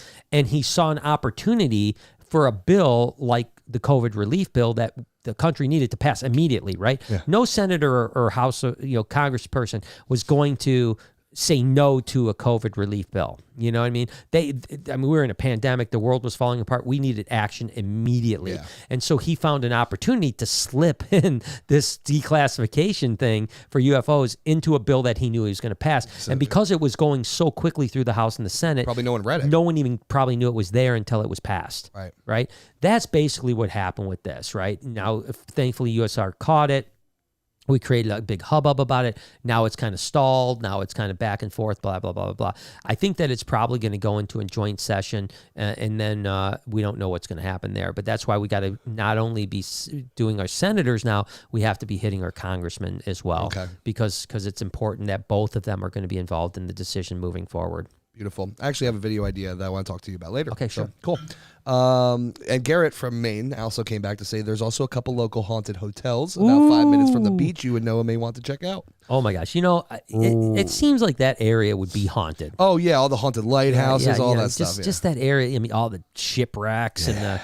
Because you got to think people have been coming since Vikings and the Asian people that came in the early New England days. as a whole, right? Yeah. That whole area just is like very... Spooky. It's like got the oldest houses. Yeah. It's got the oldest, settlements, and there's always a lot of spooky stuff. So that sounds good, man. I love it, Garrett. I can't wait to meet you and hang out. Be a fun time. Let Roses Burn says, love the Reptilinks for my picky beardy, but it just got too hard to get the small size. They were always out of stock. Yeah, that's the other thing I heard about them is that the stocking issues. Good problem for them. And I don't know what I don't know their scaling. I don't know anything about their business or how they scale. I have no idea. So I'm not sure if they can eventually scale to the point where they have a better demand. But in principle, the thing works. And like I said, it was something I was very interested in for a while. As a matter of fact, I was even, the reason why I initially talked to the guy that owned the place was that I was thinking about like selling Reptilink certified snakes. And what I meant by that is that we would get, say, corn snakes that only ate Reptilinks, and then you could buy those corn snakes for maybe a little premium, but now you knew you didn't have to feed mice to them. Yeah, and it just unfortunately just didn't work out. But I was thinking that like a Reptilink certified snake for people that didn't want to feed rodents would be a really cool option. I agree. Yeah. Alexandra says, been watching your videos since I was 14 in high school, and now I'm 21. And a pilot in SoCal. I'd love to help you get over any fears of aviation. Oh, man. Yeah. It's my girl. Can you delete that one really quick? Yeah, let me just mark it as spam now. Mark it as spam. You're blocked. Yeah. No, listen, I don't know if you're flying like Cessnas or you're flying private jets or you're flying whatever. I have no idea. Yeah. At 21, probably not private, probably not commercial jets. Depends on how private. Yeah, I mean, I was talking to Drew, my friend that obviously travels all over the place. Obviously, when you travel to every country in the world, you've probably been on a plane a lot. And I was talking to him a little bit about my fear of flying and his brand. I love his brand. His brand is called Just Go. Yeah, Just Go. And it's a great brand, and that's his mentality is just go. And he said just don't worry about it, and I think traveling with him will be very calming because of his experience level. Yeah, you can almost like if something's going on with the plane, you can look over at him, and if he's not freaking out, you're good. Yeah. But he did tell me that I think that I've been unlucky. Because I've been in some pretty turbulent flights. Now, don't get me wrong. Like Lori flew down to Florida last week or week before. And she said, yeah, you wouldn't have liked the flight. It was bumpy. And I said, well, what do you mean by bumpy? Is it just like bumpy or is it like you can't, jerky, She said, no, just bumpy. And I'm like, I don't mind that. I don't mind like you're driving down a bumpy road. You don't want it to feel like you're falling, but I don't want to feel like I don't want to feel roller coaster all the time. Yeah. And I've been on a number of roller coaster flights, yeah. And that's probably why I've got this aversion to flying is because I've been unlucky. I don't think most people have had as many bad, and I've flown a lot. Don't get me wrong. So my chances of having bad flights are probably higher than most. But I still think that the number of flights I've had more bad flights than probably most people at the same number. The of average, flights. yeah, per capita. Yeah, I've just been in bad luck on flights, unfortunately, and I've had good flights too. I've had a lot of good flights, but they're not as memorable, right? But yeah, you don't remember the good flights.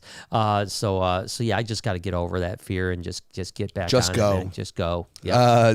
I'm guessing it's Jesus. Jesus says my first snake was a super dwarf retic, and I remember in a past podcast you mentioned why you don't have them.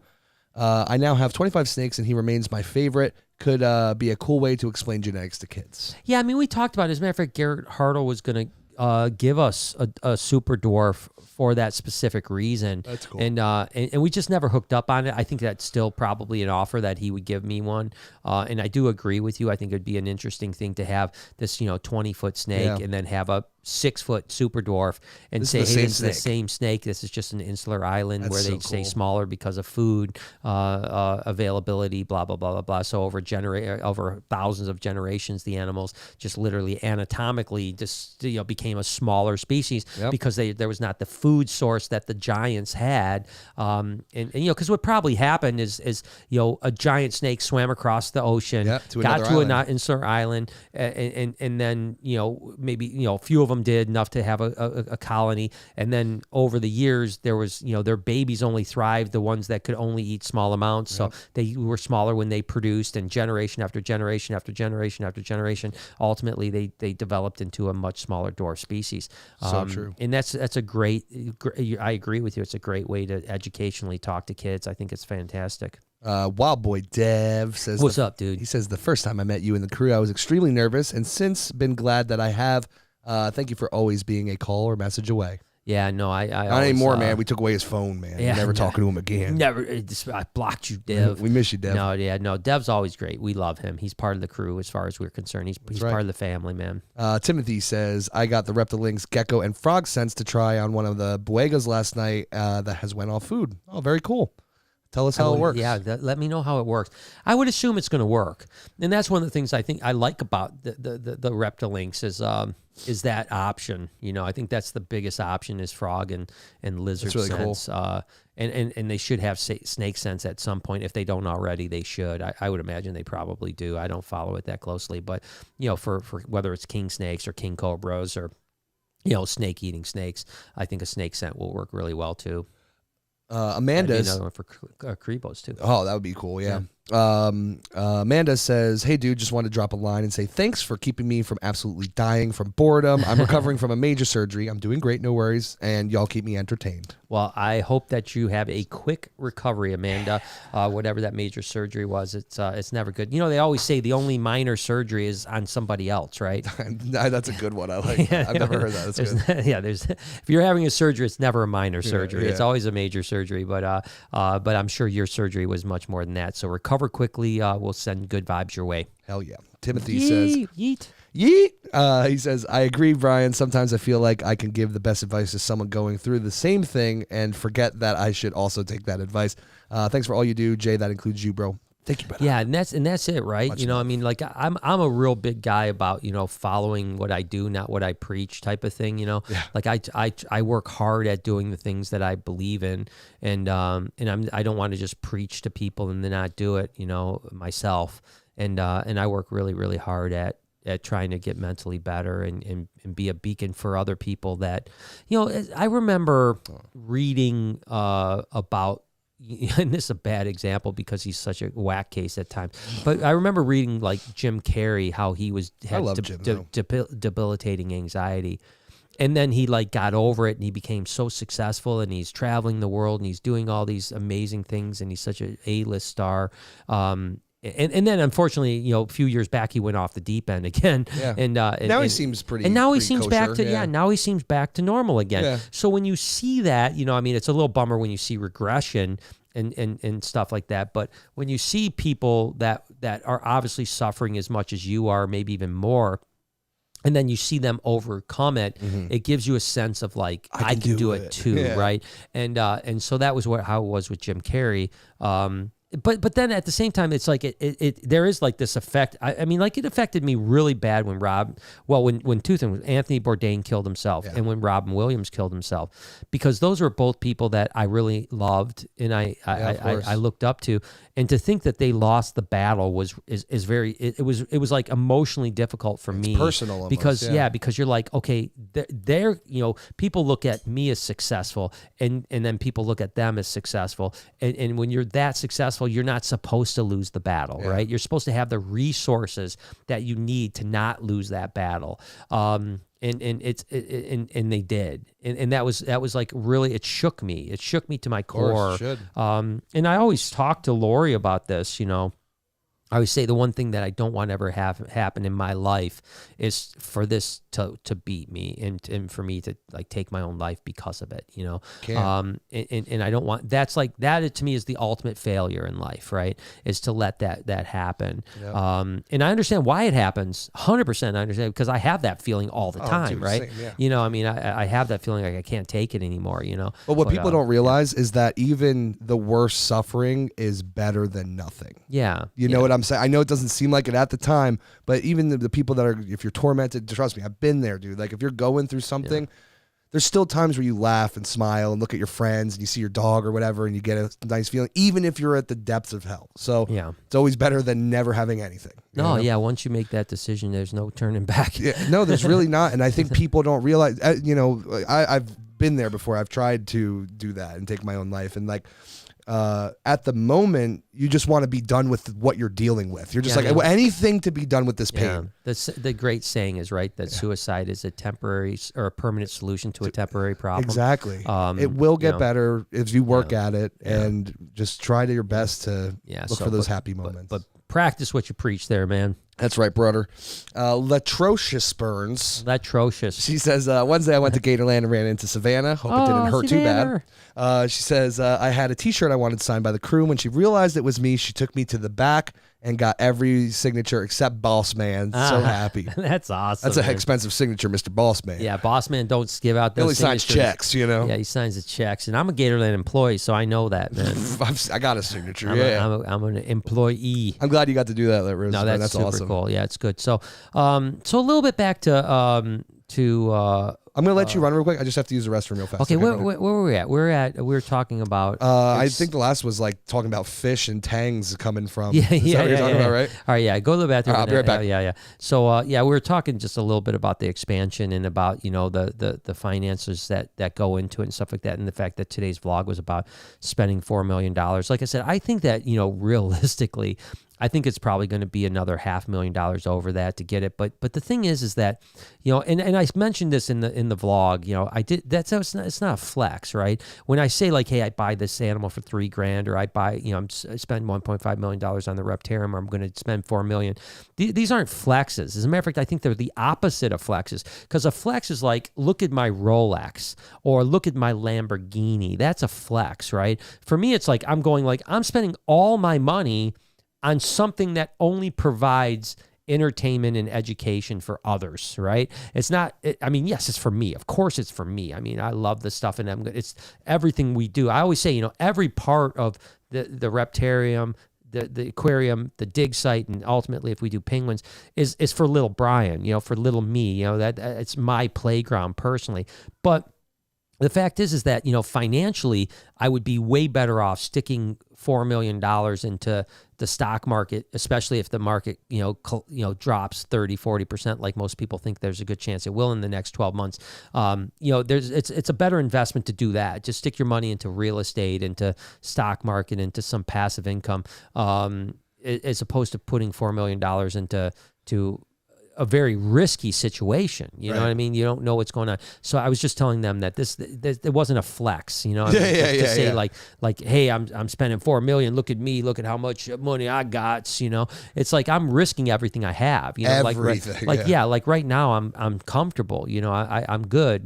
But all of a sudden when I'm done, I'm going to be not comfortable. Ramen noodle eating. Yeah, I'm going to be like at the end. And you got to remember, I was talking to Steve about this, my friend Steve Bashy, and I was saying you got to remember. From the time that, like, I start this, let's say from the time, so I want like an aquarist to be on staff before a tank even enters the building, right? So I'm going to be paying an aquarist whatever salary for but hemorrhaging money, like 8 months before we open the doors, and then probably 6 months before we open the doors, I'm going to want 3 aquarists on staff, making sure the aquariums are getting ready, getting cycled, getting fish in there, going stuff like that. So I'm going to have, and then I'm going to, probably have a curator overseeing the entire operation, the Reptarium, everything else. So there's going to be a period of probably 8 months where I'm going to have at least probably $500,000 worth of operating expenses. Because you got to remember, I also have the aquariums running, so that's all the electricity. Yep. When I have fish in there before we open up, that means I have to take care of the fish. I have to feed the fish, and these fish don't eat flake fish food. We're going to be feeding them shrimp and all kinds of things for different types of fish. Predator fish need different fish and all this stuff. So I figure it's going to cost me $500,000 over what the expansion costs. Just an operational cost before we open the door. Right. And that's hemorrhage money. There's no money coming in new. No, yeah. So if we're at $4 million, that probably will bloom to $4.5 million. We're probably at $5 million in all in before we open the door. Right. And that's a scary, scary thing, and like I said, why am I doing this? Just because I'm going to fulfill my dream. My dream is to have this, and it's what I've always wanted to do. And I'm not going to, it's like I could do one of the things. I could say I could sit here and have a bunch of money in the bank or a bunch of investments and making whatever money and be comfortable and my family is set or whatever the case may be. But what do I care about that? I mean, yeah, I want my family to be okay. But you know what I mean? Like, do I care about how much money I have in the bank or how many investments I have? Because why? What does that mean to me? Like, money means nothing. Unless you're doing your dream. Who gives a shit? Like everybody that's around me knows one thing is I don't spend money on myself except for normal stuff. Normal things, stuff. Yeah. Like, I don't buy expensive stuff. I don't buy fancy things. I went through a little shoe period where I bought expensive shoes. I haven't seen you buy a pair of shoes in 2 years. Yeah, I haven't bought shoes in 2 years probably. I just don't really, now it's just kind of like, if it doesn't give you that luster, why would you do it? I'm the same way. I only buy camera stuff. That's it. Yeah, I just want to buy stuff that makes me happy, and that's animals and enclosures. Seeing people smile, and the other thing is, I do want to inspire people to go. I mean, think about this, dude. Think about this.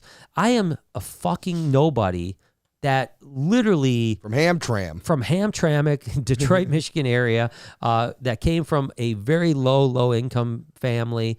Barely. I mean, we would eat Wendy's like once a year. And it was hyped. I never had soda because we couldn't afford soda, and like we never ate out. I mean, we ate out probably 5 times my entire childhood, till I was 13 years old. It just we didn't do those things because we didn't have the money. And here I am, literally. I mean, when we do this expansion, we're probably talking all in on the zoo $7 million. Yep. Like a $7 million reptile / aquarium / whatever zoo, and I'm just a nobody, man. Just a nobody. It's the best though, man. And that's what I want people to do. It's like, man, if that dude can do it, I can do it. You know what I mean? Like, and you can if you put that effort in. But effort is the big. It didn't just happen to you. You worked your ass off. Yeah. Yeah. I mean, you got to work hard at it, because if you don't work hard at it, it doesn't matter. So, but yeah. So I mean, that is what it is. I love it. Scottish Rob says, you probably know, but USARK started a YouTube channel. I actually saw that yesterday. I did see it. Figured it would be worth giving the shout out. Great that Phil will have a way to reach people over new and current issues. Yeah, I talked to Garrett Hartle, who is actually running the YouTube channel for USARK, and we had a conversation, and I told him when he's ready for me to shout out, I'll shout out. I gave him a little bit of advice on it. It's going to be a little bit of a tough thing for them. I mean, we talk about YouTube and algorithms and reach and stuff like that.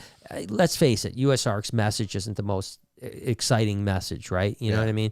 Like, so they're going to have a hard time figuring out how to create content that 200 people want to watch, and in the beginning, when they first launch, there's going to be, a little bit of a buzz, and they're going to get 1,000 or. Can you look up? Let's just look up on like YouTube real quick. What would their first video get? Yeah, let's see. I'm just curious. I'm just totally curious. And I don't know if it's USARK or if it's. I think it is. Yeah.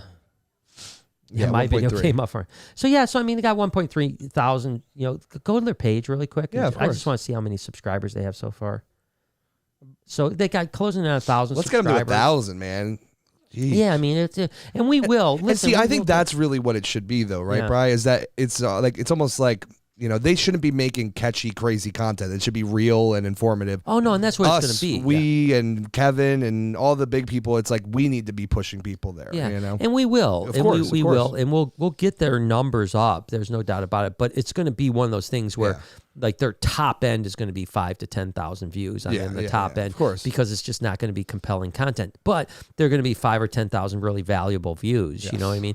I would love nothing more for them to get 100,000 views a video because it's better for them from a constituency standpoint and an income standpoint. They can make some revenue on it, which will help us in the end. I just think it's going to be almost impossible to do that. The only advice I gave Garrett is, thinking about doing like a, and I tried this a couple times, a couple different iterations, and it didn't work for me.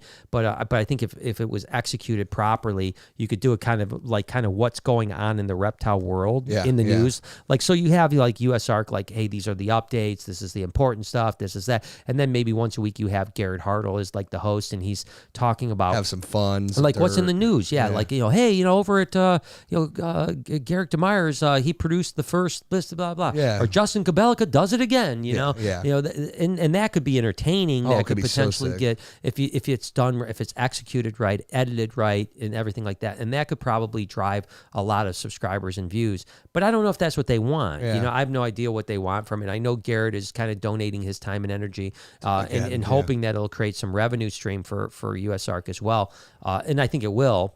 But I don't know if it's going to create a lot of revenue unless they get creative with it. Maybe do some collabs with a bunch of people. I mean, that your whole reptile community, so. Yeah, but I think that you can guarantee I'll be shouting out their website. And in their page and in multiple ways. I'll do anything to support USARK. Yeah, and that's where we're all not every person's going to do that, unfortunately, and that's going to be a bummer, Yeah.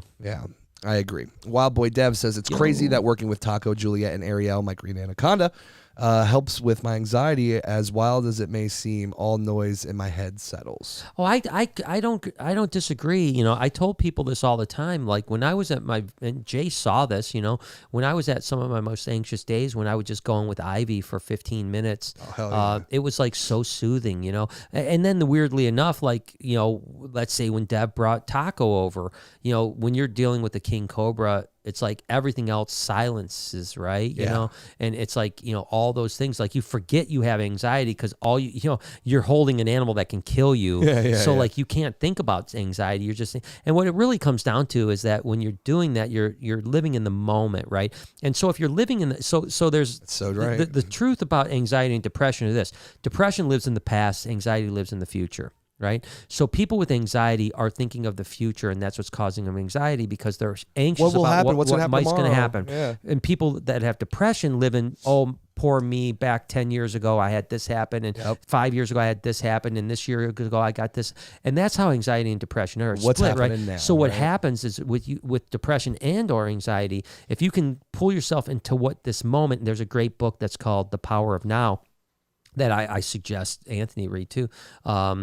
It's a great book. It's The Power of Now, meaning that if you could just stay in the now, you'll be great, right? And that's why I think when Dev is working with his animals, or when I'm working with a deadly animal or something on that lines, or when I'm just even interacting with Ivy, it's the now. I'm only living in the moment, and it's like Lori said this. I remember, we had like a joint session, a therapy session, when I was in really bad shape, right? And the therapist said something about like, you need to learn to live in the present and the now. And Lori said, well, we've been together for 30 years, and I don't think he's ever lived in the now. It's like I don't think he ever lives in the present. He always lives in the future. And that is unfortunately but you got to remember, it's a blessing. Anxiety serves me well, right? It's a good servant to me. I don't want it.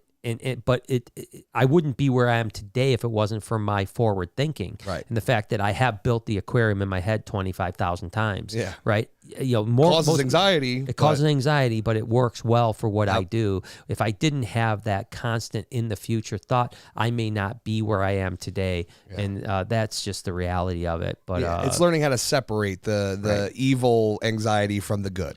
Yeah, and that's what I try to do now. Is I try to quiet my mind. That's through meditation and other things, like I do sauna a lot. Stuff like that. Is when you can quiet your mind and not think.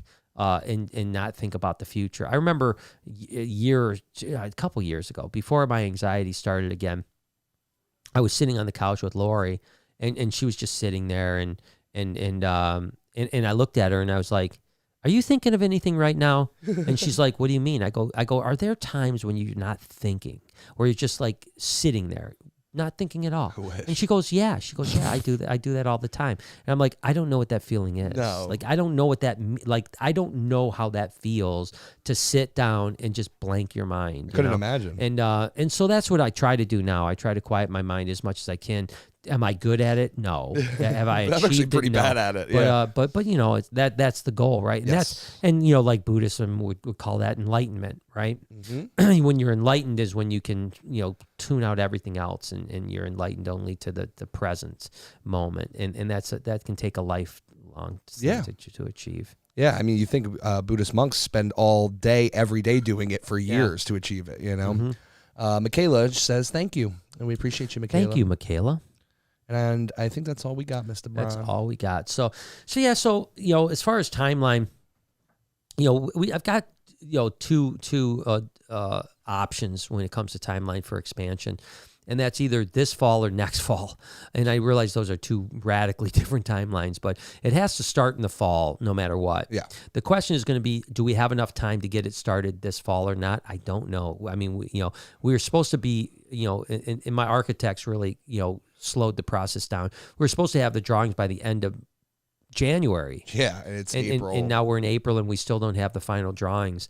We have the drawings, but we don't have the construction drawings that we're supposed to have by February. Structural stuff, yeah. And but now we have a general contractor that's on. That's going to speed things up a little bit. They're proactive, so they've already told me I'm going to be getting in touch with some local utilities to start the process. That they said, hey, it's going to take 6 months to get this process done, so start it now. You know, before we even get into knowing what we're doing, we want to at least get that ticket in so that it's in the system, because it's going to take you 6 months to get it there.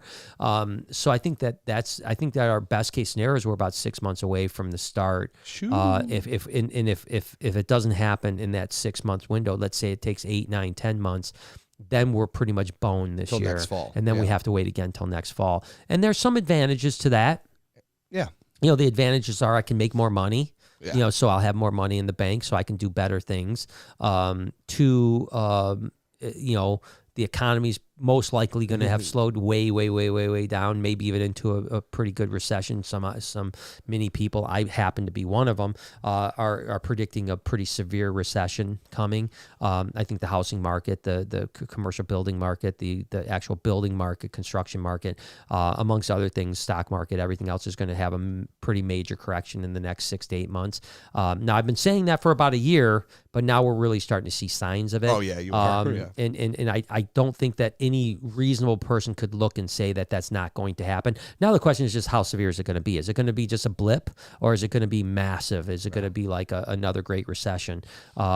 And I don't know the answer to that. No one knows the answer to that, but I do think it is. But my point is if it turns out to be fall of 2023 instead of 2022, it may save me a tremendous amount of time, money, energy, everything else, because, you know, I might be in a better position. That, unfortunately, that does push my whole plans off a year. And you got to remember this whole thing. If I don't start till the fall of 2023, I probably don't open until 2025. Right. Whereas I can open in 2024 if I start this year. And that just seems like a long time from now. You know, 2025 seems like a long way from now. Seems like it, but bet you it'll be in a blink of an eye. It will be in a blink of an eye, and it'll happen no matter what. Either way, and I'm not going to complain about it, whatever happens. And I've talked about this a lot when it comes to business and advice to people. I was just going to say this, You know, I always talk about, like, not kicking doors down. Yep. Don't bulldog your way through. Yeah, don't bulldog into things. If the doors are, you can jiggle the lock. You can nudge a bit. And you can knock a little bit, but if you have to kick more than 2 doors down, it's probably not meant to be. Yeah, it's the universe telling you. Yeah, let the universe, like basically guide you. And if all of the stars align, and that doesn't mean that you don't have to somewhat go like, you know, I talked earlier about Steve Irwin, you know, saying, oh, no, you say no discovery? Well, I'm doing it anyways. Yeah. I'm not talking about that, you know. Now, let me, in that scenario, analogous to the Steve Irwin thing, if Discovery said no and then he hired a production company and they produced a bunch of stuff and no one wanted it and he just kept producing stuff and no one wanted it and he kept producing stuff and no one wanted it, now he's probably bulldogging. He should probably given up a long time ago.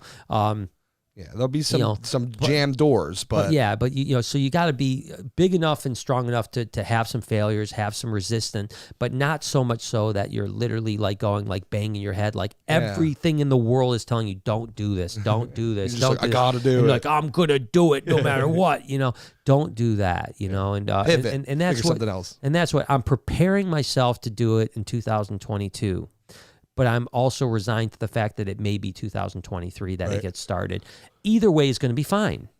Either way, That's right. And that's what I have to keep telling myself. Absolutely. And it will happen regardless. Yeah, that's a fact. Yeah. Castilla says, Brian and Jay, love you both. You guys are amazing. Thank you, Castilla. You're amazing too. You are. Your comment every single day brightens my day. And then Latrocious Barnes says, being bipolar is hard because it's the uncertainty of the past repeating itself in the future. But surrounding myself with animals is my comfort. Yeah, and I think that it is difficult because we have we have that issue in our life is that we have a memory of a result, and we start to apply that feeling and that emotion of what happened in the past, and you apply that to something that's happening in the future, which is not fair at all because nobody knows what's going to happen in the future. And you could do the same thing in the future that you did in the past and have completely different results. So it's important not to do that. I mean, that's easier said than done, obviously. But I mean, that's the goal, right? That's the goal is to not apply past emotions to future results. Yes, I agree. Scottish Rob says, Bri, you may want to check out the book Lords or Easy Money for some ideas about the pending market. Very interesting. Anyway, best to you guys. I wonder what it is. Could you just have given me the damn... Just tell me what it means? Yeah, Lords or Easy Money. Where's the motto? What's the theme? Say? I mean, I think... and I'm guessing if it's a book, it's probably written about a different time, but maybe just... understanding economic collapses and rises. Yeah, I mean, there's no doubt that, I mean, and again, when you follow, Look at all these turtle emojis. What are you guys doing in there? I love you guys, man. You're so funny. Emoji craziness out there, man. You guys are nuts. Turtle nerds, dude. But I listen, I mean, we won't get into geeky, stock market talk and stuff like that. But I love researching the stock market, and I probably know more than I should know about the stock market in my position because it's not like I'm a stockbroker. I mean, listen, it's not hard to see that, we're in unprecedented times of bull market here. We're so overinflated and the price to earnings ratios are so whack compared to tradition. When you look at the whether the S&P or the Dow Jones or even the NASDAQ, which is of course the worst of all of them when it comes to price to earning ratio. When you look at historic times, we are in some cases 10 times the number. And the last time that this happened was the dot-com bubble. Right. And what happened in the dot-com bubble? It was a bubble, and it popped, and we're right back to where we were. And even companies like Tesla that I love Tesla, and I want to own as much Tesla stock as I can possibly own. But at $1,000 a share, their PE ratio is just out of whack. I mean, it's just way overpriced. I mean, if you really look at what Tesla, obviously I'm a huge Elon Musk fan, but it doesn't make sense to pay $1,000 a share right now for Tesla. There's just the earnings aren't there. In the future earnings, as a matter of fact, now they're going to have a massive problem because plants have been shut down over in China because of COVID. Which one of their giant factories, Tesla factories in China, got shut down, and that's going to have supply chain issues for them, and as well as delivery and growth over in Asia is going to be affected. Now, how long is it shut down? Who knows? It could only be a week or two, could be 3 months. We don't know. But it's I listen. If Tesla comes back down to $500-$600, I'm going to load up on that stock. But $1,000 too much. Scottish Rob says it's actually Lords of Easy Money, and he says it's quantitative easing now. Quantitative easing. I'm guessing that's a term from the book. Okay. You're going to have to read it and find out, man. He put you on a cliffhanger, Bristol. I belong, and this is not a brand deal, by the way. I used to do brand deals with Audible, but I haven't done them in years. I know. It's been a minute. Yeah, Audible pimped us for some reason. Pimped us out, but I do have an Audible account, and I think I have like 5 credits right now for 5 different books. Get that bad boy. So I'll do that. Lord of Easy Money. Lords of Easy Money. Yeah, Lords of Easy Money. I'll do that, and I'll start listening to that immediately. So yeah, it's a good advice. I love all that stuff. So now they went from turtles to lizards to crocodiles to ducks.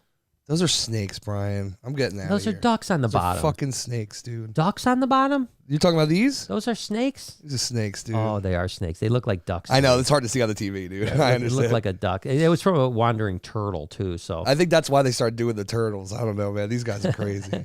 Yeah. Oh, while you're there, why don't you guys hit the like button? Yeah, instead of making all these damn turtles, dude. No, we're pretty close. Now I got Peace and Panda.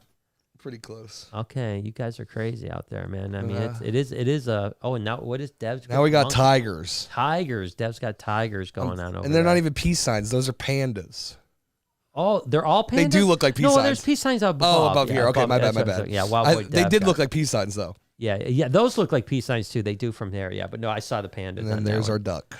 Okay. The ducks. Bring the ducks on, guys. Get the duck out of you. You guys are awesome, man. I love you guys. You guys are amazing. Let's see. Is there anything else before we get out of here?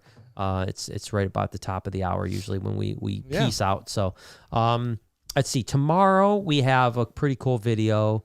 Yeah, I think you guys will like it a lot. I hope it'll be good. It's our Sunday banger, and hopefully it'll be a good one. It was an interesting adventure that we went on to see some new animals that are really, really, really cool. Really special. Yeah. So we did that. So definitely tune in tomorrow. Keep on banging, everything like that. I appreciate you guys. Like I said, we're gonna keep on working hard, keep on evolving, keep on trying to figure out this crazy world of trying to reach people with the message of love of animals, and we'll keep on working on it. So. One thing I got to add. Yeah. You guys will be seeing, we're almost at 2,000 videos. Almost 2,000 vlogs. Pretty soon you're going to get a nice little capper. So so there's 2,000 vlogs.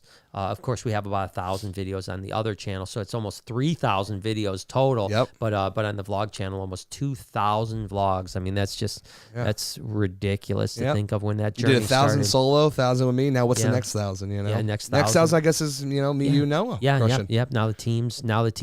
The team grows. Yeah, the team grows. I mean, we're growing our team, and we're working hard at trying to. Just provide. Hey, listen, we're going to do our best, man. We're working hard. I mean, I don't think I've ever worked harder at YouTube, at social media than I have the last 6 or 8 weeks. Yeah. And not just with what we're doing, but also research. I'm literally probably spending 30 hours a week just researching YouTube right now, which is crazy from someone that's been YouTubing since 2008 to say. So changing beast. To change that mindset. So we're trying to get better, guys, and we're going to keep on doing it the best we can. And, that's right. And I appreciate you guys being along for the journey because it's really a family, and that's the one thing I think I need help with a little bit is like, I think there's some, like, I don't know that, like, so you guys, like, obviously in the chat gang and you guys, like, crush it, you guys are crushing it. But, like, we probably don't have as big of a following that it can mobilize as some other creators have. Right. I was talking to Drew about this where, like, not Dude Perfect, but Yes Theory. Yes Theory has 7 million subs, which is twice as much as me. But their videos get about 1 million views, so they're not they're not Mr. Beast by any stretch. Right. But they're still getting a million views with twice the following that we have. So they're getting 10 times the views that we get with twice the following. But more importantly, like when they do a merch drop, I heard the numbers that they do. It is ridiculous. I'm talking like ridiculous. I don't want to say it because I don't want anyone to say it, but I'm talking like we're talking well into the 7 digits on a merch drop. And like a Reptile Army does good, but I mean, we need to build an army that is more emotionally attached. And that comes from me. That's my issue is that I don't, and even comments, like the comments on a YouTube video, we used to get 1,000+ comments a day. Now we're getting 500-600 comments. It is growing, by the way. It is growing. Good. Like our comment section is definitely growing compared to what it had. But for a year there, we're dropping to sub 500 comments a day, which means that our community just isn't as engaged. Yeah. So let me know seriously in the comments of this video, in the chat before we leave, how do we engage our community more? I mean, obviously we've got, Clistia and Tiffany is great. And so many of the people on here are great. The list is huge, the list, we just want everyone to be like that. Yeah. And we just need a community that can really, because that's how you change the world is not just by putting out content and people watching, but people are engaged. That's why the Paul brothers were so successful, is that they had an army of people. Like, they could put out anything and people would just follow them blindly. And imagine if we animal lovers had that power, the ability to rally troops like that around everything we wanted to do. Right. Yeah. And that's, like US Arc. I mean, can you imagine if like just by me shouting out US Arc, we could get them 10,000 followers? Yeah, that's what we need. And if I shout out US Arc right now, on a video, they might pick up 500. Yeah, and we should have 10,000. And we should have 10,000. So that's my fault, and I've got to somehow figure out how to grow the community and engage the community better than I've done before. Yeah. And I don't know. I'm open for So drop some comments, guys. Drop some suggestions. Let me know what I'm doing better. And I've been playing with this rubber band. You don't think I have anxiety? Yeah. Just watch this thing, and probably watching me play with this rubber band will give you anxiety.